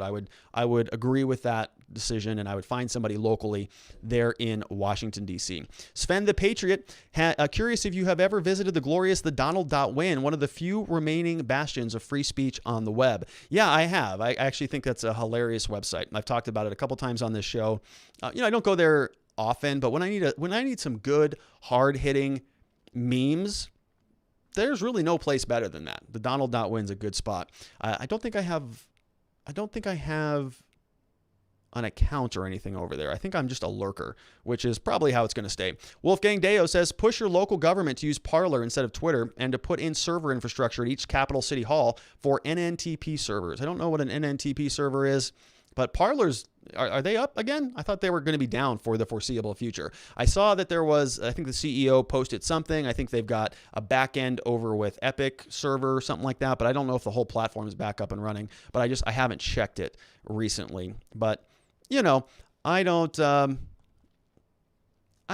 know where everybody's going to land. Yesterday, somebody was asking me about Gab, and then I was poking around Gab, and I was like, this doesn't really, I'm not so sure that I like this. I'm not so sure. I don't know yet. I have to find the right fit where we're going to land. I do like locals. Maybe locals will be the place.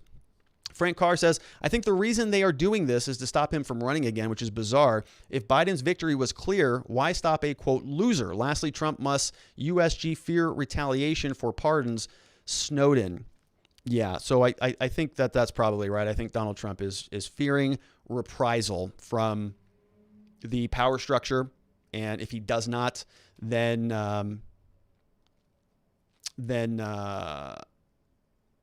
we'll see. We have Jeremiah Bond who says, I posted under Black FX. I apologize if I caused it. I disconnected from your Discord this morning. I was a bit irritated. I did not report you. Okay. Well, thanks, Jeremiah. I'm sure it wasn't you in particular. I think, people get into debate. People were getting into debates on our Discord, and it's, I think, kind of the purpose of Discord, right? It's to have conversations, to have political thoughts. I have not spoken to Ma about it. I haven't even talked to Faith about it. We just saw it like literally as I was skidding in here. So there may be a reason. There may be, somebody posted something problematic. I have no idea, but we're going to try to get to the bottom of it. I mean, truly, I think that we're being useful and helpful, and we're just inspiring good conversations.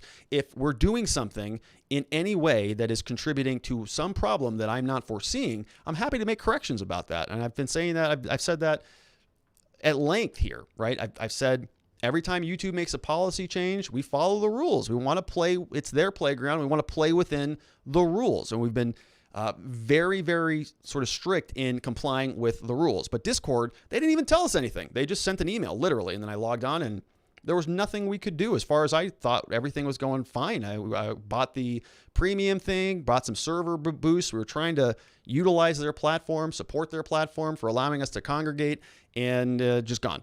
So I don't even know what happened, but that's all right. We have Beth Coddington said, hello, dear friends. Was watching Joshua at Crossroads streamed live from the Capitol. BLM and Antifa are still allowed to run rampant there. I guess it's really dangerous at night. So Joshua at Crossroads, he's over there on the Epic Times, and Beth Coddington is watching him. And yeah, there was a lot of protests last night. I saw another headline that I think like 10 NYPD police officers are all injured as a result of an MLK protest that got bad. And, so this stuff is going on around the country. It's not just Trump supporters. It's sort of a lot of people in this country are very angry at a lot of stuff. That was from Beth. We have Paula MK. Congrats on your new membership to the Cancellation Club. Badge of honor indeed. Is it time for a cancellation party now? Well, I don't want any more cancellations, Paula MK. I would just be happy with a t-shirt, maybe. A t-shirt would be just satisfactory, and we'll just move on with it. I would love to be reinstated if anybody from Discord is listening and judging, I would love to be reinstated because there were some good people in there, and I think it was a productive tool. We have Sista says 1984 is here. It feels that way. It definitely feels that way. We have Joseph Coles, who says, got the first post on your local page. Sorry to see Discord was taken down, but locals is way better. Welcome and look forward to seeing you there. I spend a lot of time on locals. I actually like locals. I mean, if there's a platform where I consume the most content, I think locals would be it. I follow Scott Adams. I think Stefan Molyneux's on there. Viva and Frey are over there. And the last I heard was they're going to create this sort of bundle package. So right now, the way it stands is you got to pay like a membership fee for every single content creator you want to follow. We don't have any paywall on ours. Ours is all free, but there is a proposal, I think, in place with locals. At least this is what I heard from Scott Adams, who's an investor over there. And they were saying that they're going to bundle it up so you don't have to pay a bunch of little fees. You just pay one and you can get all the content in the world and you support the creators. You don't get served ads. It's sort of it's kind of a better model, I think, honestly. I like that model better because I think you have a little bit more skin in the game. So I'm happy to pay for content. It's like a cup of coffee a month to hang out with Scott Adams every day. I'm okay with that, right? It's very inexpensive. I would pay a lot more than that for a lot of the information that guy has shared with me. Liberty or Death says, writing a law to prevent one person from running for president is prohibited by the U.S. Constitution and would require a constitutional amendment. So it's an interesting point there, Liberty or Death, but I think that, so writing a law, yes, so I would agree with that. So if you're saying that in general, like if Donald Trump is not ultimately impeached and they wrote a law and passed that into power that said Donald Trump was not entitled to this constitutional provision, which is the ability to run for office, then I think that would be unconstitutional. But I think what they're trying to do to prevent him from running again is just to say that as part of the impeachment clause in the Constitution, it says they can preclude you from running again. And I think that's really what the crux of the impeachment is. They want to make sure that they can sink that part of the Constitution into the sentence after a guilty impeachment so that he cannot run again. I think that's where a lot of their effort is. We have Kenneth Fielder with a nice, very big super chat. Very nice. Says, hello, my friend Incarnate. Most of America don't realize that all who hold office, whether city, state, or national level, take an oath of office, just like the military, to protect our country and her people from enemies, foreign and domestic. And that's exactly right. I mean, I think that's true. It's just language in the Constitution, and they all take that oath. And I think everybody who's been elected ever, right? Don't they take that oath? I don't think there's anything wrong with that. So, I'm not so sure that language in and of itself is problematic. I think it's some of the other allegations that they're trying to connect that the Proud Boys did. And I would say that you can swear an oath and you can uphold those ideals, but when you take action that is insurrectionist in nature, that's a problem. And so I agree with the FBI and their with their investigation of these people. I don't want this stuff to happen. I'm not endorsing this stuff. It was a horrible thing that happened in our country, and we're seeing what happens as response, okay? The political elites, they do not like to be challenged in their own house. You can see this based on what's happening out of D.C., right? If this happened in Portland when they're trying to nuke a federal court building for months on end, not really much of a response because that's not their home. They don't live there. That's just the Portland people, right? When they're going around and torching police precincts in Minneapolis, Kamala Harris wants to raise money for them, draft money, support their bail, get them out of custody. They don't care about that. But when you go in their home, when you embarrass them, when you show them to be scared and incompetent, there is a vengeance. And we're seeing that play out throughout the country. Chris Wolney says, bug motivation to deplatform competition. Chris Wolney, it must be big motivation to deplatform competition who can get millions of users every night. Big tech may have fallen on the swords for the Dems. Yeah. Big motivation to deplatform. It's their competition. Okay, CNN is now talking about getting rid of Newsmax and One America News and all of them. I think Right Side Broadcasting just got locked out of their Twitter account. I mean, it is like a red massacre. Remember that Game of Thrones episode, The Red Wedding? It's like that. Conservatives across the board are just getting thrown out. And we didn't even do anything wrong on Discord. We just got the kibosh. We have Michelle and Bergia says Stuart Rhodes is the leader of the Oath Keepers. We are not a militia group. All right. So Michelle, then you got a bone to pick with the FBI, with Wikipedia as well, because they seem to think otherwise. And we don't know who Stuart Rhodes is. I think that they're saying that Caldwell was just part of it, a leader in it. He was sort of orchestrating some of that stuff. So, I don't know. We have BG Willia 21207 says, just wanted to say, quote, happy lockdown from me and all the guys doing 25 to life. We have Jack Bauer says, referring to the Barr and McConnell statements and what's going on. Remember, in Belarus, at least the nightclubs and bars are still open. Cheers. Yeah. We have Pinky number 2 who says, thankful to President Donald Trump for him being such a great president. God bless in your future plans. Can't talk elections at home. Alexa. Yeah, it is interesting. I don't know what the future plans are. We have Seiji Takahari says, I noticed that the only echo chamber is on your left. The right, like Fox, will bring on the opposite side and debate. The left just hates. I think that's of course a generalization, but I think there's some truth to that. I mean, most of the time when I get into arguments with anybody, the people on the left, they don't really want to talk. They just want to kind of scream or get angry.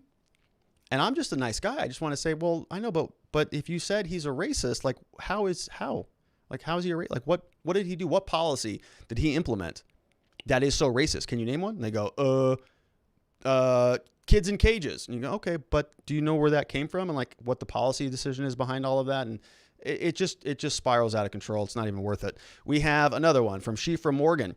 Discord, I would ask questions and find out what was true or false. Oh my God.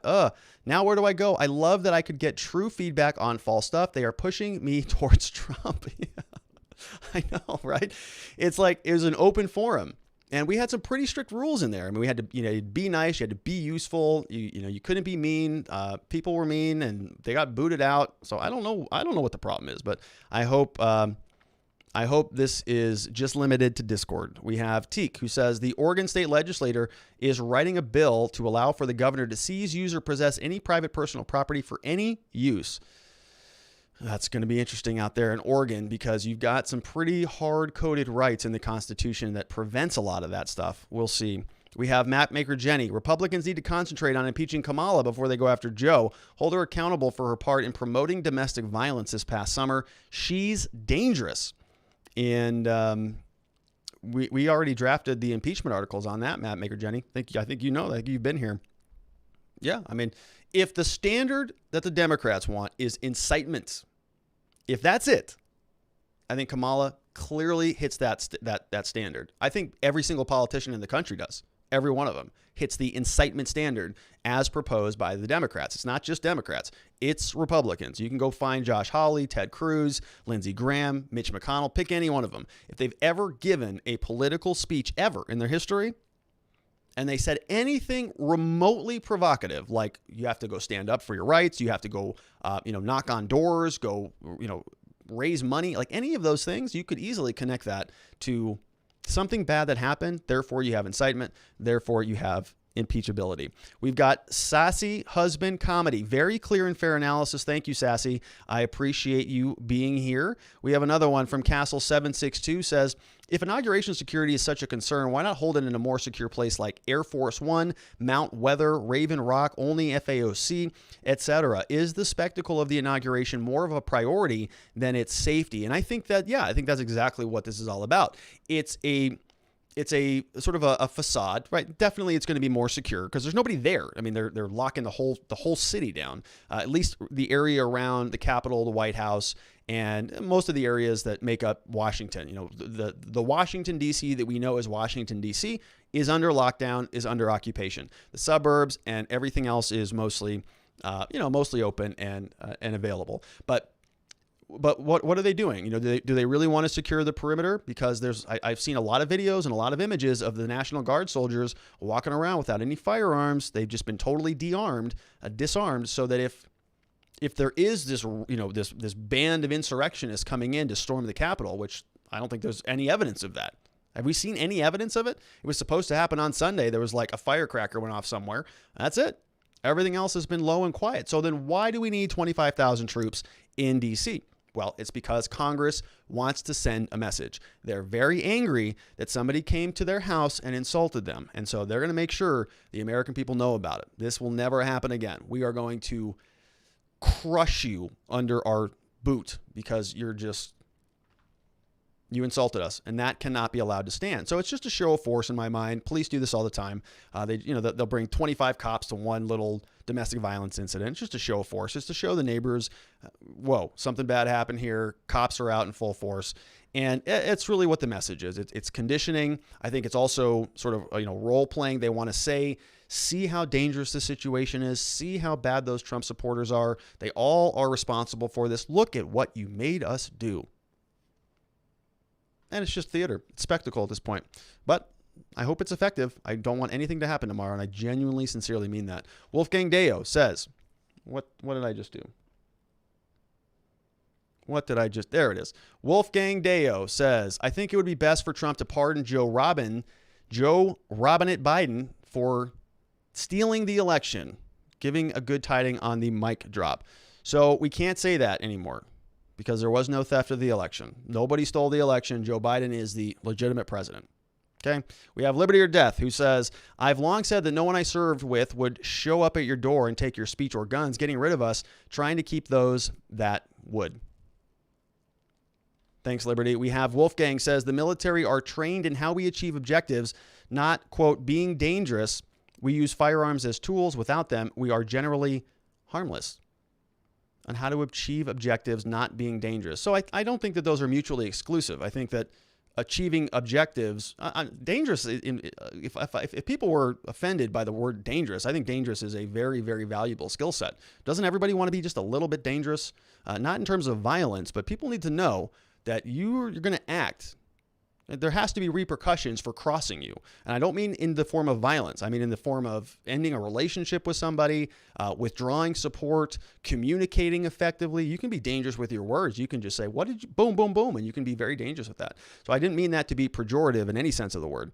I think that it is a skill set and one that we want our military to be highly trained in. Okay, we want our military to be more dangerous than the other guy's military. It's not a bad thing at all, and I didn't mean it that way. We have another one from Tommy Z, 1052, said 5/16/2017, Pelosi tweets, our election was hijacked. There is no question. Congress has a duty to protect our democracy and follow the facts. Total hypocrites. Total hypocrites. Everybody was saying that. Remember that? Do you remember that in 2017? It was the Russians stole it. Donald Trump is illegitimate. He's got to be removed. There were objections to him. It was okay to talk about the election in 2017. Because the media that has control of the toolkit was allowing that to happen because it served their ends. Fast forward to 2021, not allowed anymore. They don't like that. Turd Ferguson says, would love to hear your analysis on 18 U.S. Code 241 application to free speech and arbitrary application of terms of service on platforms. I will take a look at that, Turd Ferguson. I've mentioned this before. I've talked about a digital Bill of Rights. And I'm working on that right now. I think I've got about 5 of them done. So I've got 8 total, 3 I'm just brainstorming about. Then I've got another 5 that I think should be part of a new version of a digital Bill of Rights or digital civil rights, either way you want to kind of split that. So I'm working on that. I'm going to make another video, and I will take a look at 18 U.S. Code 241. If anybody has any thoughts on what should be included in a digital Bill of Rights, would love to hear your feedback on that. Send an email over to tips@rrlawaz.com because I'm working on it right now, and I'm actually kind of happy with it. I thought that this might be a bizarre idea, but I'm like, it's kind of looking pretty good. If I do say so myself, but we'll see. It might be the worst thing I ever made, but we'll see. We have another one from Brian Hack. The military already addressed use of social media a decade ago. Operational security, honeypots. Anyone not listening to briefings are being found. Okay, so there you go. I think that's a good point, right? Operational security, honeypots, right? If you go out there and you talk about certain things in the military, you could sort of identify yourself, and that might be problematic for you. Honeypots, you could get sort of a honeypot. I think is what happened to Eric Swalwell, right? He saw this nice looking, Asian woman, doesn't think anything of it. Turns out she's a Chinese spy. right? So we don't really know what happened with that, but apparently there was some sort of romantic relationship going on. She was, helping him out with some things here or there, if you know what I mean. So he got caught up in a honeypot. He is an elected congressperson. You would imagine that that could happen to anybody, including our military, and so they need some precautions in place. We have Beth Coddington says, what are your thoughts on the NSA appointing Michael Ellis as general counsel? Strange timing. So I don't know about that. I didn't see that. I'd have to look into that, Beth. I just haven't looked at that yet. A lot of news flying around these days, and a lot of these names and appointments are going to be stuff that I need to dive in on a little bit further. And so I'm not real sure how we're going to cover it, because there's going to be all these cabinet appointments and the transition stuff. We're probably going to stay focused on free speech issues, criminal law issues, Justice Department issues, international sort of security issues, because those will impact everything else. They'll impact free speech and local security and justice. So thanks for bringing that up, Beth. We have Seiji Takahari.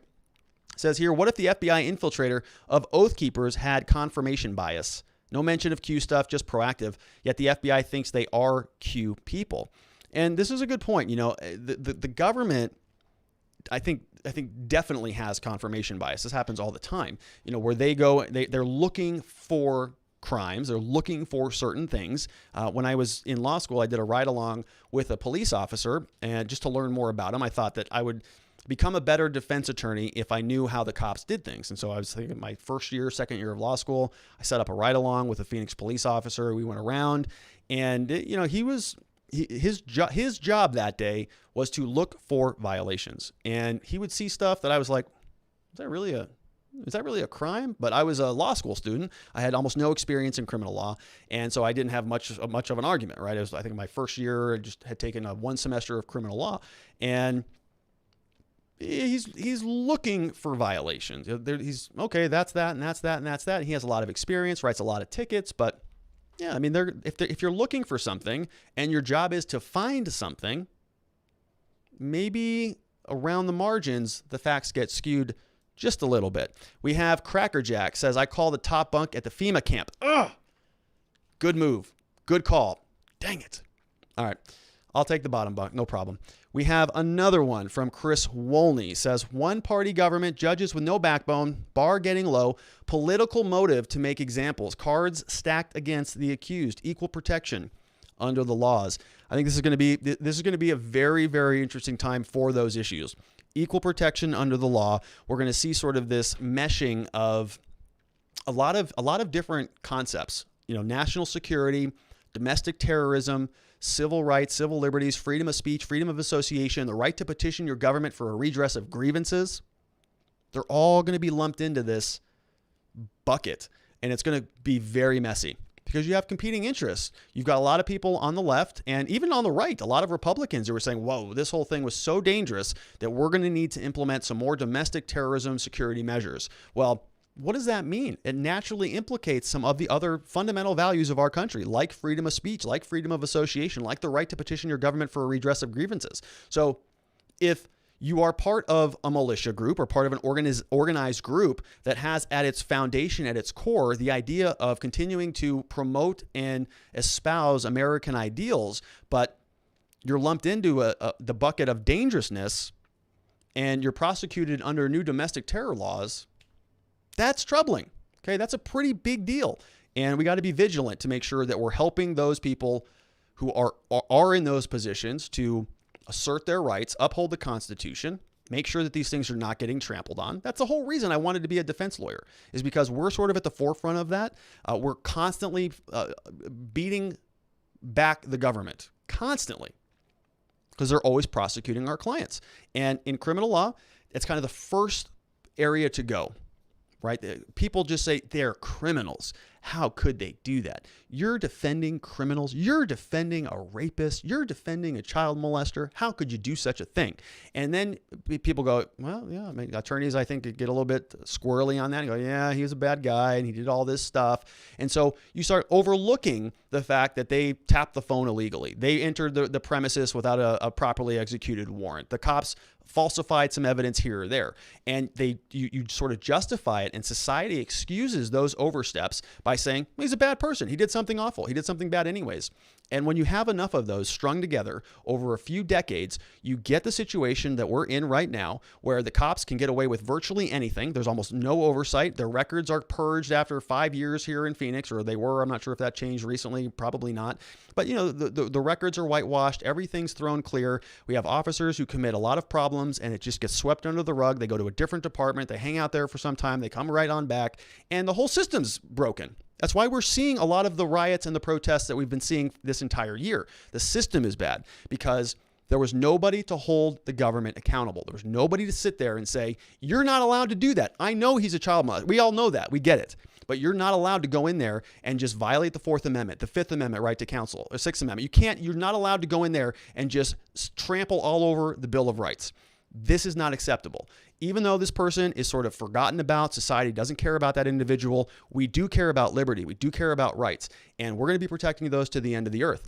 And this is something that is now going to be more important than ever before because we're facing an onslaught from every angle. And the Republicans are no better than the Democrats in my mind. So brace yourselves for a little bit of a fight. I'm looking forward to being a part of it. A peaceful fight. No violence. We have Rajesh Shakar says, are senators brave enough to convict Trump? It's unconstitutional. Whatever Dems want to do to Trump, they won't stop. Why not pardon Assange? I think that the senators are, so it's a good question. I think there's like stacks on stacks on stacks of questions there. Is the impeachment constitutional? That has not been determined yet. A lot of speculation that it is. I mean, the impeachment after he leaves office, is that unconstitutional? We don't know yet. We don't even know if they're going to try yet. We're going to find out real soon. And if the Democrats have the numbers, I think that they will try to impeach him if they can do so, if it's constitutional. So I'm in agreement with you. I don't know what Donald Trump is thinking if he doesn't pardon Assange or Snowden. He should, because he's going to be skewered either way, whether he does so or not. He still has the power. And why not? We have Mahogan E. Mike says, replace Oath Keepers with Antifa. We've heard this before, but we haven't heard FBI investigation updates on Antifa, just like we did on the Oath Keepers. What gives? Well, so I'm happy to give you updates on Antifa. Are they being prosecuted? Is the FBI writing affidavits and criminal complaints and rounding them up? I don't know. Ask the FBI. If they do, then I'm happy to talk about it. But I haven't seen anything like that. First of all, we did talk about BLM. We talked about Sullivan. What was his first name? Josh Sullivan, somebody who was formerly a part of BLM. We talked about his affidavit and his indictment. We talked about two other guys who weren't even around the Capitol Hill riots. So I'm trying to cover all of them. And if the FBI has indicted the leader of Antifa and they have an affidavit and a criminal complaint and an arrest warrant, and Mahogan E. Mike, you want to send that over to me, I'll be happy to cover it. But we don't see that. The FBI and law enforcement around the country has largely allowed Antifa and the BLM protests to go unscathed. Okay, they've been trying to burn down a court building in Portland, or at least they were over the summer, for months. Nothing. So as soon as they get arrested and we have some formal documents to go through, we will. We have another one from the Wandering Mariner. It says, I wouldn't be surprised if Trump waits until 1 minute before Lady Gaga is in stage or before the swear-in starts, before the pardons drop, #stop the show. Yeah, Trump is, he's a TV guy. He's a performer. And so he may be waiting until that final moment to drop the season finale. We'll see if that happens. Good to see you, the Wandering Mariner. We have C. Sta says, I found about you thanks to TDW. Also, Gab is improving. Consider keeping an eye on it as it becomes more stable. I will, C. Sta. I appreciate that. What is TDW? Oh, that must be the Donald.win. Did somebody post over there? That's cool. I like that. I like it. It's fun. I don't agree with everything over there, but I don't agree with almost anything anywhere, so that's okay. But it is fun. There are some good memes over there. I think the right has better memes than the left. I think that's just... Can you even debate that anymore? I think the right memes are better than the left memes. We have Chairman of the Board said, a British Columbia court ruled it will hear a lawsuit versus Twitter for defamation over a Pizzagate tweet. Apparently they didn't think about Section 230 not applying to Canada. I can't help but laugh. I did see this. I was going to cover this lawsuit one day. Very rich billionaire, sort of leftist guy, somebody who I think was a big proponent of Bill Clinton, was very involved in some of the Bill Clinton era, is suing Twitter because there was posts saying that this guy was involved with Pizzagate. Pizzagate was sort of this debunked, child pedophilia ring, something was going on. And, I think Alex Jones kind of got caught up in that. A lot of people got caught up in that. And he was suing Twitter over it. And Twitter said, no, this is, we're a platform. We're not a publisher.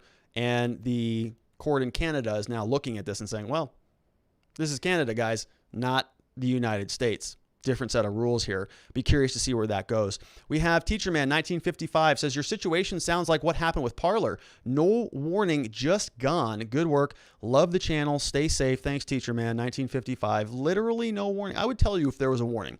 If they gave us a warning and they said, hey, shut down your election channel, stop sharing links from this website, I just told you guys. I said, hey, sorry, it's their rules. It's their playground. They said no more election stuff. We'll close the channel out. Didn't even give us an opportunity. Didn't even give us a hint. Just gone like that. Remedios Paddling Hug says, can the lawsuits be refiled as criminal for anomalous election practices as evidenced by no, they can't. No, because so he's asking if they can file election lawsuits as criminal charges. So prosecutors can only do that, right? So you can't have Sidney Powell, who I think she filed her dismissal on a federal complaint earlier. They can't file criminal charges. You can call and report a crime, but you can't go file criminal charges on your own. You got to be a sworn officer or a prosecutor in order to do that. The next one comes from Tommy Z 1052. The Chief Justice is unlikely to preside over impeachment of a private citizen. What they propose is a bill of attainder. Tremendous damage to be done. Yeah, and that was another very good question that many people were speculating about. If you have a sitting president, then the judge is the Chief Justice, the judge of the Supreme Court. But if it's not a president anymore, is that individual, is that chief judge going to want to come over and sit on an impeachment trial for somebody who's not in office anymore? And so you've got a lot of constitutional questions flying around, and we just don't know what's going to happen yet. So I think the first step in this whole ordeal is to decide what the Senate is going to do with this. So Donald Trump will be out of office tomorrow. We'll see if the article of impeachment is sent over from the House of Representatives. Then we're going to see what the Senate does. If they want to move forward with it, Donald Trump might have some other options, some other legal options, right? He could go file a lawsuit in a district court and say, you can't impeach us. You can't impeach me. I'm not in office anymore, right? And then let the courts settle that out and determine whether the impeachment proceeding can go forward or not. I don't know what the Senate's going to do with that. Are they going to hold off and not move forward on the impeachment trial? Are they going to do it anyways? Is the Supreme Court going to get involved? So we'll see. And what I would expect if that does not happen, I think what the conclusion will be is that the Democrats, the Republicans investigated it. They found that their probable outcome would be that they would lose any litigation that might pop up from Trump's team, and it would indicate that they might lose the argument in court. And so they'll just say, well, we're just not going to impeach him.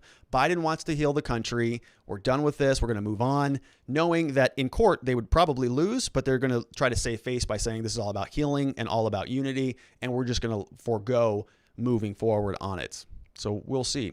And in which case Donald Trump might want to continue to move forward with that litigation so that the Supreme Court does clarify.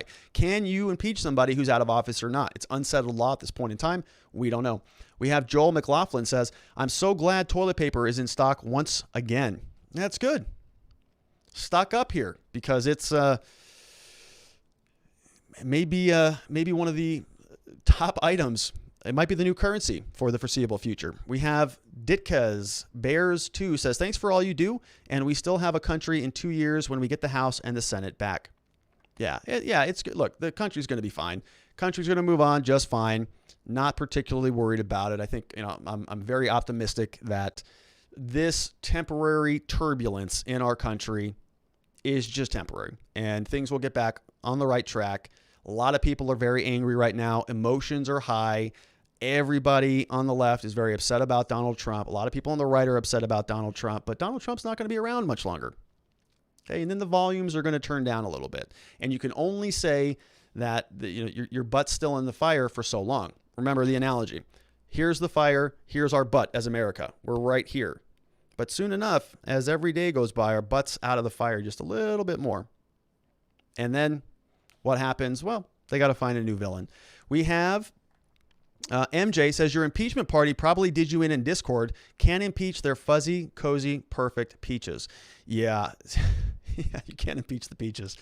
Yeah, it's going to be very interesting. I'm hopeful that that wasn't too provocative. I think it's just kind of fun, kind of a good time. But yeah, maybe that's what did it. I hope not.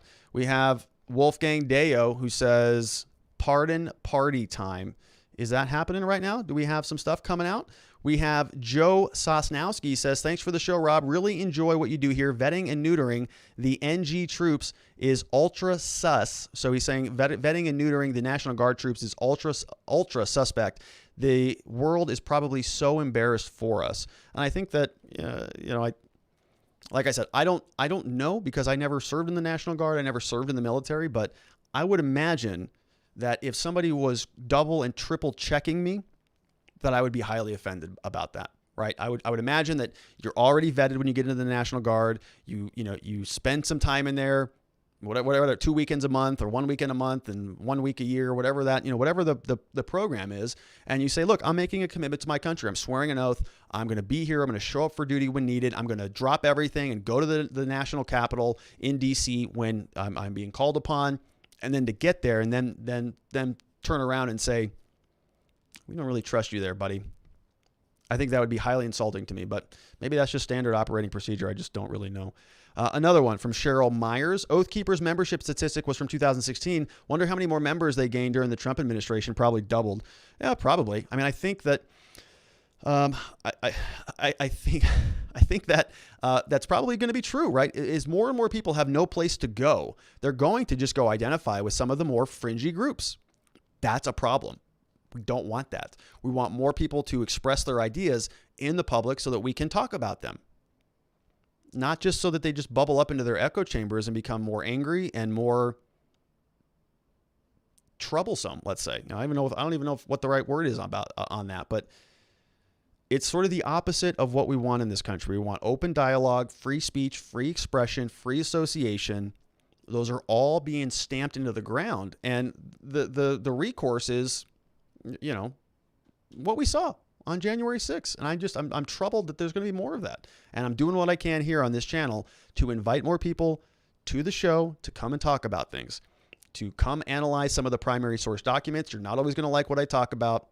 Sometimes we're going to talk about Oath Keepers. Sometimes we're going to talk about Antifa. Sometimes we're going to talk about stuff on both sides, okay? Because I am not going to bundle myself with any one particular ideology. I'm not just going to say I'm pro-Republican or I'm pro-Democrat because I disagree with the Republicans on a lot of stuff. I agree with the Democrats on some stuff. I disagree with them on more stuff than I agree with them with. But the good stuff, I want to take that stuff. Okay, I don't want to just join the GOP and say, well, the Democrats have some pretty good points on criminal justice reform, but because they're blue, I got to oppose them. That's insane. I think that they have way better ideas about criminal justice reform than any one of the Republicans do. So I'm going to pick that one, and I'm going to pick some over here, and I'm going to pick some of the libertarian stuff, and I'm going to pick whatever the heck I want, and I'm going to talk about it, and because that's what I believe in. And I think that's what's best for the country. I think people are too much, too isolating themselves or bundling themselves up into one option or the other, and they're missing a lot of very valuable, useful things that could be done. And if we can help facilitate a conversation where we can pull some people who are willing to expand their minds a little bit and potentially explore some alternatives, then I think we're doing a good thing for the country, and you are a huge part of that. So I thank you for being here. Everlasting Photo says, explain why Antifa.com is Biden presidential website, literally. So I can probably explain that pretty easily. Anybody can just buy a domain and forward that to wherever you want it to go. So I don't actually think that Joe Biden is the leader of Antifa, but it is pretty funny. Donald Trump, I think, did that too. Didn't they? Remember when during the debates, Biden said, visit us online at 30330.com or something like that. And he was meaning to say that you needed to send a text to 30330, whatever that was. And then somebody went and bought 303.com and they forwarded it over to Trump's website. So anybody can kind of do that. It's a little fun little trick. We have another one from S. McKay. Says, Oath Keepers are veterans who hold people accountable to keep the oath to the Constitution by reminding people of their oath and shine light on abuse. So I don't have any problem with that concept. Okay, I like the concept of upholding the Constitution. That's what I do every day. That's what our office does every day in court. We say, hey, nope, that's a violation of the 4th Amendment, 6th Amendment, 5th Amendment, and you're not allowed to do that. We fight for the Constitution every day. What I don't agree with is the actions that we saw on Capitol Hill Day. Okay, you can uphold the Constitution and do it legally and civilly in a million different ways, but breaking into a government building is problematic. And if they're part of this Oath Keeper group and they've identified themselves as such, and the FBI has identified themselves as such, I would agree that it is problematic to sort of tarnish a whole group because of the elements of a fringe portion of that group. But it's not my job to go to be here and to defend the Oath Keepers. Several of you have. It sounds like there are some sympathetic viewers here with their underlying cause, and that's fine. I would guess that the Oath Keepers should, if they are in a agreement with it, they should disavow these members who broke the law and ultimately caused more harm to the country. Not good. I don't know if they're going to do that or not, though. I don't know, right? But I think the underlying premise for every American to uphold the Constitution is a good thing. Another one from Me Thompson says, thank you for what you do. Thank you, Me Thompson. Thank you for being here and for joining us and for your support on our channel. We have another one from, change. Seiji Takahari says, looks like the ending of Revelations at the Capitol. I think chapter 21 or 22, just my analysis, not religious saying, looks symbolically analogous. It is kind of a dreary scene for one of the most popular individuals ever elected into the presidency. It does seem pretty dreary to me. Michael Devlin says the CIA have evidence that HRC was personally involved in the release of the fake dossier. The Mueller probe started because of this using tax money. How plausible is a class action lawsuit against Hillary Rodham Clinton? So probably not plausible. So at that time, you'd have to jog my memory. I don't think she was a private citizen. I think she was a private citizen. She was no longer in the Secretary of State. She left after some time in the Obama administration, and then she was a private citizen. So you'd have to, a lot of these government officials, they get qualified immunity, which means as long as they're sort of operating within the confines of their governmental duties, they're in the clear against any civil lawsuits or criminal liability. This is why cops shoot people and they don't ever get charged with crimes for it. It's because they have qualified immunity. As long as they were kind of within the rules, they're good. And so what you'll see from a lot of these politicians is that they're just going to make the argument in a response that I was mostly within the rules and nothing happens. I mean, Hillary Clinton, for example, her email debacle was something that if anybody else, a private citizen, had done anything like that, they would have easily been prosecuted, incriminated, and probably jailed in prison for a long period of time. But that doesn't happen when you're a part of that oligarchy. When you're part of the power structure, you are essentially immune from it. And that's why James Comey, in his memorandum, he said, well, it's not extremely, he didn't say grossly negligent. Hillary doing whatever she did with her email server, that wasn't grossly negligent, because grossly negligent is the key word. It's those elements that you need in order to be charged with that type of crime, a mishandling of government property, of sensitive information, all of those things. Grossly negligent was the flag. So he just went in on his memo and he said, nope, I'm going to delete grossly negligent. We're just going to put in there extremely careless. All right, so extremely careless. Okay, well, that doesn't match the statute, therefore we can't prosecute her, and she just gets away scot-free. It's that same pattern you'll see time and time again. We have another one from Wolfgang Deo. Says, I achieved the objective of getting you to explain dangerous, like how swift that objective was. Very good, Wolfgang. Very good. We have Chris Wolney says CNN equals Clinton's narrative network. They're for sale. Are they for sale? Is CNN actually for sale? Or is that just being facetious? Because if they are, it'd be funny if a multi-billionaire bought them. S. McKay says, you're watching the real coup take place, purging military, silencing political speech, deplatforming an entire political party, and a stolen election. It is certainly troubling, S. McKay. I'm not sure that we're quite there yet, but it's looking like we're trending in that direction. If you continue to water this seed, it's going to turn into a big plant that I think is going to have a lot of elements of some of those concerns. S. Love says, we are under tyranny. We just haven't caught up with the reality of it yet. It's everywhere. How do we trust our elections to change this? Any ideas? So I've said this many times, S. Love, and I probably sound like a broken record at this point, but I think it has to happen locally. It's very local. Got to get in touch with your local people, your local city even, your local precincts, your local representative, your local state senator. Who are these people? What is their plan? Are they going to be addressing any of this stuff at a local level? It has to start locally. We're all very concerned about what happens in D.C. And rightfully so, right? They set a lot of policy. Those policies will trickle down into our lives. But most of what happens in your life is local. It's local issues.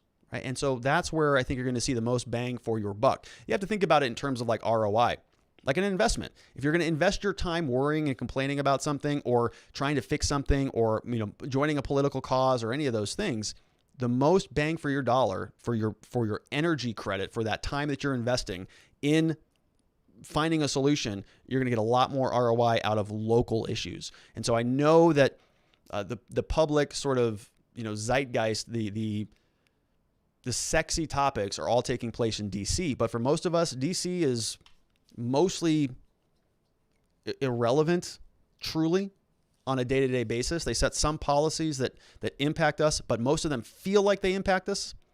But most of what's happening is local. So if you can change things locally, then ultimately that will bubble up to a statewide level, which will then impact federal elections, because we'll have senators and House of Representatives who are all going to go through a new, modified, safer, more secure, free, fast, and fair election system that's taking place at a local level. Then that will bubble up to the federal level. We have Explicitly Wild says, can we call Election F the November magic show so we can talk about it? So I think YouTube would catch on to that. I think all of the deplatforming would exacerbate, and I certainly don't want that to happen. I understand why they're doing it. I disagree with it, but I understand it, and we're just going to have to deal with it. We have Seiji Takahari says, how much law have you learned and played with in your sandbox regarding the last several months? Worth it to have done it, then not? Absolutely, 100%. I have learned so much. It's been a lot of fun, actually. It's been pretty exciting because it's sort of it's jogging a lot of my memory on some of the old concepts in law school that I thought I would never talk about or think about. It's all sort of reinvigorating some of those old thoughts, and it's fun. And I like learning about this stuff, and I like sharing it with you. And I'm learning a lot just in my own research. But I got to be honest, I'm learning more from you. I mean, you may think that you'll send a super chat or you'll send a thought, but some of the best ideas have been like a one-off from somebody that has given an idea to me, and I'll say that's a good angle. I never thought about it that way, and then I'll go and I'll investigate it, and then I can find some legal authority to it, and then craft a conclusion. And so it's fun. I'm having fun. I hope you're having fun. And I hope you're also learning some things as well there, Seji. We have Sarah Bolin Smothers says, thoughts about the Great Reset, possible government ownership of all private property assets in exchange for debts being erased if the U.S. dollar collapses. So I think that, I don't know much about the Great Reset. I've heard this sort of as a phrase being thrown around a lot. I don't know if there is like a policy proposal or if this is kind of a behind the scenes murmuring of what this means. I don't really know what it means. I think that, it might just be a marketing sort of campaign. Okay, look, we had a really rough year in 2020. We just want to reset things. Let's just think about this. Let's start with a blank slate. It's kind of something that we all do anyways. On January 1st, we say, all right, look, I was totally out of shape in 2020. I was a little bit of a slob. My diet was pretty bad. I'm just going to have a reset. We're just going to start over this new year. We all kind of do that regularly in our lives. As you should. Just kind of, okay, things got a little bit off keister here, and let's get back to the middle. So I don't know if that's what the Great Reset is, or if it's something more sinister. I just don't know. If the concept here is that there's an elimination of private property, that's insane in my mind, right? Private property has been, I think, the greatest gift to mankind, because if you have communal property, then people, they don't do anything about it. They just, it's all communal and it doesn't have any value. I went down to Cuba when relations were sort of reopened back during the Obama years. And I went down there and you get to see the byproduct of communism. Everybody just kind of just lets everything goes down to the lowest common denominator, and nobody has incentive to go and create new great things because it's just going to be taken away from them. And so I believe in, sort of individual competition, pitting ambition against another person's ambition, people having ownership because you appreciate the things that you own. You mix labor, you mix your life with your private property to create something of greater value, right? That's why the government just sort of doesn't do anything. They take away people's assets and their money and they turn it into something that's lower value. What we do, you know, if you are a carpenter, you take a raw material like a tree, you turn that into you take it, you take the wood out, you whittle it down into something that's usable, you mix it with your labor, your skill set that you've honed over a long period of time to become an artisan, and you turn that into a beautiful table or a beautiful rocking chair, whatever it is. You took something that was private property, you mixed it with your labor, and you turned it into something valuable that the world will use and appreciate. If there is no private property, why would you mix your labor with that? Because you're not going to get any value out of it. And then the rest of the world just sort of slides down into mediocrity. And I've seen it around the world. It's not good. We have Wolfgang Deo says Revelations is actually a good ending. So if we are at the end, then that is good. I mean, there is a lot of bad things, but the ending is good. Thanks, Wolfgang. Brandon Brown says, friendly reminder to everyone, the Black Vault has the most declassified documents in one place. Lots to look at. Great show. Thank you. And go check that out if you're looking for declassified documents. S. Love says, I knew you were going to say that. In 2020, we tried. Not sure it helped. We will see. Not hopeful. Yeah, we're going to see. I mean, look, if the Republican Party wants to get blown out again, you're right. They're just going to sit on their hands and not do anything. And I think they may be okay with that, which is why it needs, there needs to be new organization, new motivation, new momentum, new ideas, new fresh energy in there. And I'm hopeful for the country. I think S. Love, that it will take some time. I think that there's a lot of people who are going to be sort of floating around the wilderness for a while, but that's okay because you always see that movie. Remember in the movie 300 when he goes off as a boy to go kill the wolf? He goes out scared and afraid, and he comes back the leader and a man because he went and conquered something. He went and conquered his fears, and he grew. And the Republicans are out in the wilderness for a while. They're going to have some hardship, and I'm hopeful they come back stronger, but we'll see. Sasha Sisha says, when Dems ask me how I sleep at night, knowing I support Trump, I tell them peacefully on my Giza sheets, along with my pillow from Mike Lindell. I was asking about that. I don't have a my pillow from Mike Lindell, but I wonder if it's any good. We have Wolfgang Deo. Another one says, Great Reset is as bad and incorrect an idea as eugenics was. So while it is troubling that the World Economic Forum talks openly about it, no worries. So it's the World Economic Forum thing? All right. We have Ryan Berry says, I feel like most groups are prone to extremists. 10 out of the apparent 35,000 is an extremely low percent of okays. The left really love guilty by association. I agree with that. This is something where I think every single movement is going to have a fringe movement in it. Doesn't matter what you are, right? I'm a criminal defense lawyer. We've got some pretty mainstream criminal defense attorneys. We've got some wackos out there like Lynn Wood, right? People doing bizarre, insane stuff. And he's a licensed lawyer, licensed to practice law. He's a lunatic as far as I can tell. But, it's one of those things, like every group has one, and you can live in denial and just say, well, no, we don't have anything. We're 100% perfect. But that's not reality. And I think if you make those claims, you lose some credibility. So, if you're on a sports team, let's say, and you have an athlete who is a part of your team and they're not performing, you can just sit around and say, well, that person, he doesn't really represent us. He doesn't really represent our team. And so we're just going to ignore him and not acknowledge it, even though we keep losing games. Well, what do? You say you either got to boot that person off the team and get a new replacement in there, or you got to bring that person back into the fold in order to strengthen the team. And you got to do that by up-leveling their skill set, getting rid of their self-defeating thoughts and help reintegrate them. But you don't make any progress by just ignoring the fact. And, I think it's a better way to live is just to communicate about these issues. But apparently a lot of people around this country disagree with me on that. Chris Wolney, Capitol Hill's looking East Berlin. The walls are coming. A lot of walls over there. And let's see. S. Love says here, lastly, I am Cuban. You are right. They stripped my family of everything. You hit the nail on the head. No incentives, countrywide welfare. It was just a heartbreaking thing to go around Cuba. Incredible people, incredible food. It was one of the most eye-opening experiences I've ever seen. And it was very clear why capitalism works and why socialism, communism do not work.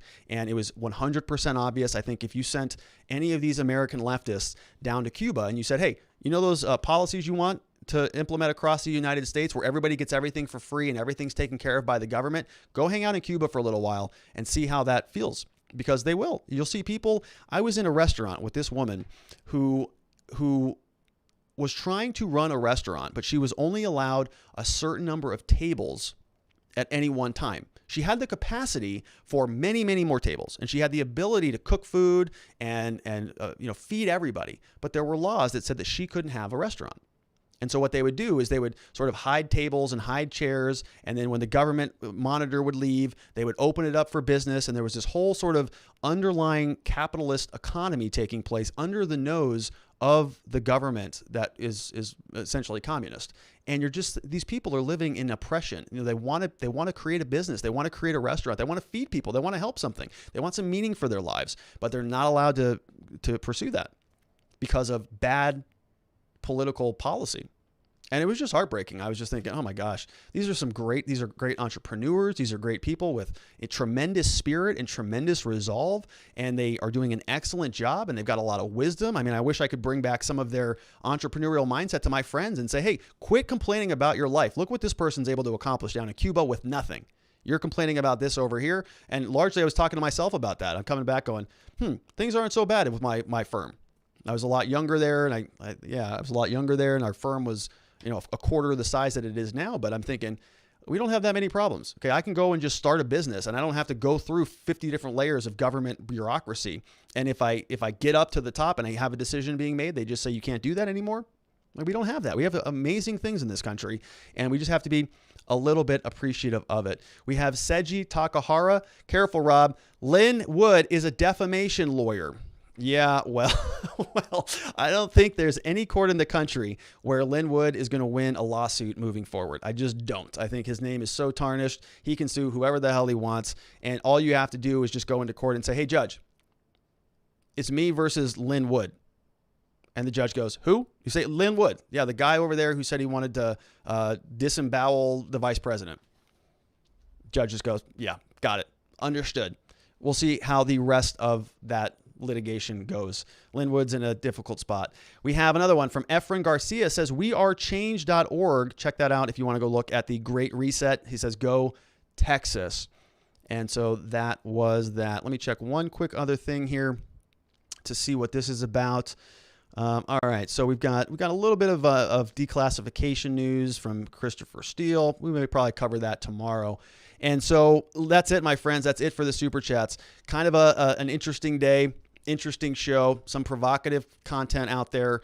Hopefully, we didn't anger anybody too much, but we're trying to just look at the primary source documents and go through it as best we can. I want to thank you so much for being a part of the program. We're going to figure out what's going on with Discord. As I was going to wrap up the show, I was going to say, well, hey, the slides, everything that we just went through, they're available in Discord. They're not.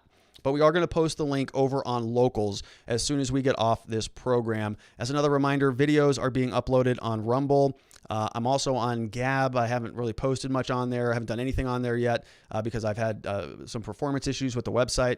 I've had some performance issues. Oh, yeah, with the website. Just terrible. So it's one of those things that we're going to sort of continue to see how this all shakes out, where things settle down in the foreseeable future. But Locals, I'm on there a lot, and I think that that's going to be sort of a good secondary home for a lot of this stuff moving forward. So we'll continue to post the slides over there. We're going to post a copy of my book if you want to get it. It is available on Amazon if you want to buy it. It's called Beginning to Winning: How to Fight Your Case and Succeed in the Criminal Justice System, written there by yours truly. We're going to post a PDF I think we can post a PDF. We can post a PDF in the Locals platform. So go check us out over there. Going to try to figure out what happened with Discord and see if we can get them to reinstate us as long as we comply with their demands. Other than that, my friends, want to remind you lastly that we are a criminal defense law firm here in Arizona. We handle cases all over the state. We're very good at what we do. We offer free case evaluations. We love to help good people who have been charged with crimes find safety, clarity, and hope for their futures. and in their lives so that they can get things back on track. Like I said, we're very good at what we do. We've got a whole team of people here committed to representing people to the best of our ability and making sure that their rights are being protected. A lot of the same stuff I talk about on this channel, it's who I am. It's my day job, right? It's boots on the ground every single day, going into the court of law, managing our team here, who is just as aggressive as all get out in making sure that things are not being trampled on by those in charge. And we'd be very honored and humbled if you trusted us enough to send a referral our way. We'll take very good care of them. Other than that, my friends, I hope to see you tomorrow. Good time to remind you to subscribe to the channel. Give us a like, give us a thumbs up, leave a comment. If you would like, please invite a friend, invite a family member. Tell them that we have this great conversation and encourage them to come and join us. And that's all I've got. I'm going to go look at Twitter right now and see if there's any new news, because I'm waiting for these pardons. If you are somebody who wants to support a potential pardon for Assange or Snowden, now's the time to make your voice heard. I mean, these are the final hours on this thing. And so if there's anybody who's got connections to, anybody, hop on Twitter, send an email. There's a number of different websites like Free Assange where you can just go and submit a letter. Should go right over to the White House. It'd be very nice if Donald Trump had a Twitter account. We could just tweet right at him, but he doesn't. So if you have any mechanisms there, maybe, lean on him a little bit to see, hopefully, that he grants the pardon and does the right thing. We're going to find out what he does tonight or early tomorrow. We'll be back here at the same time to talk about all of it. We've got a big inauguration, a big transition taking place tomorrow. We want to make sure that you are here and a part of that. The show goes live every day of the week. Going to be here tomorrow, 5 p.m. Arizona time, 4 p.m. on the West Coast over in California, 6 p.m. Central Coast for those of you there in Texas and beyond. And then lastly, 7 p.m. on the East Coast. We want to make sure you are here and with us because we've got a lot to get into tomorrow. Thank you so much for being a part of the program. Thanks for joining me as we navigate through these tumultuous times together. I hope you get a very nice, restful sleep. Going to be a big day tomorrow. I'll see you then. Thanks so much for watching. Until tomorrow. Bye-bye.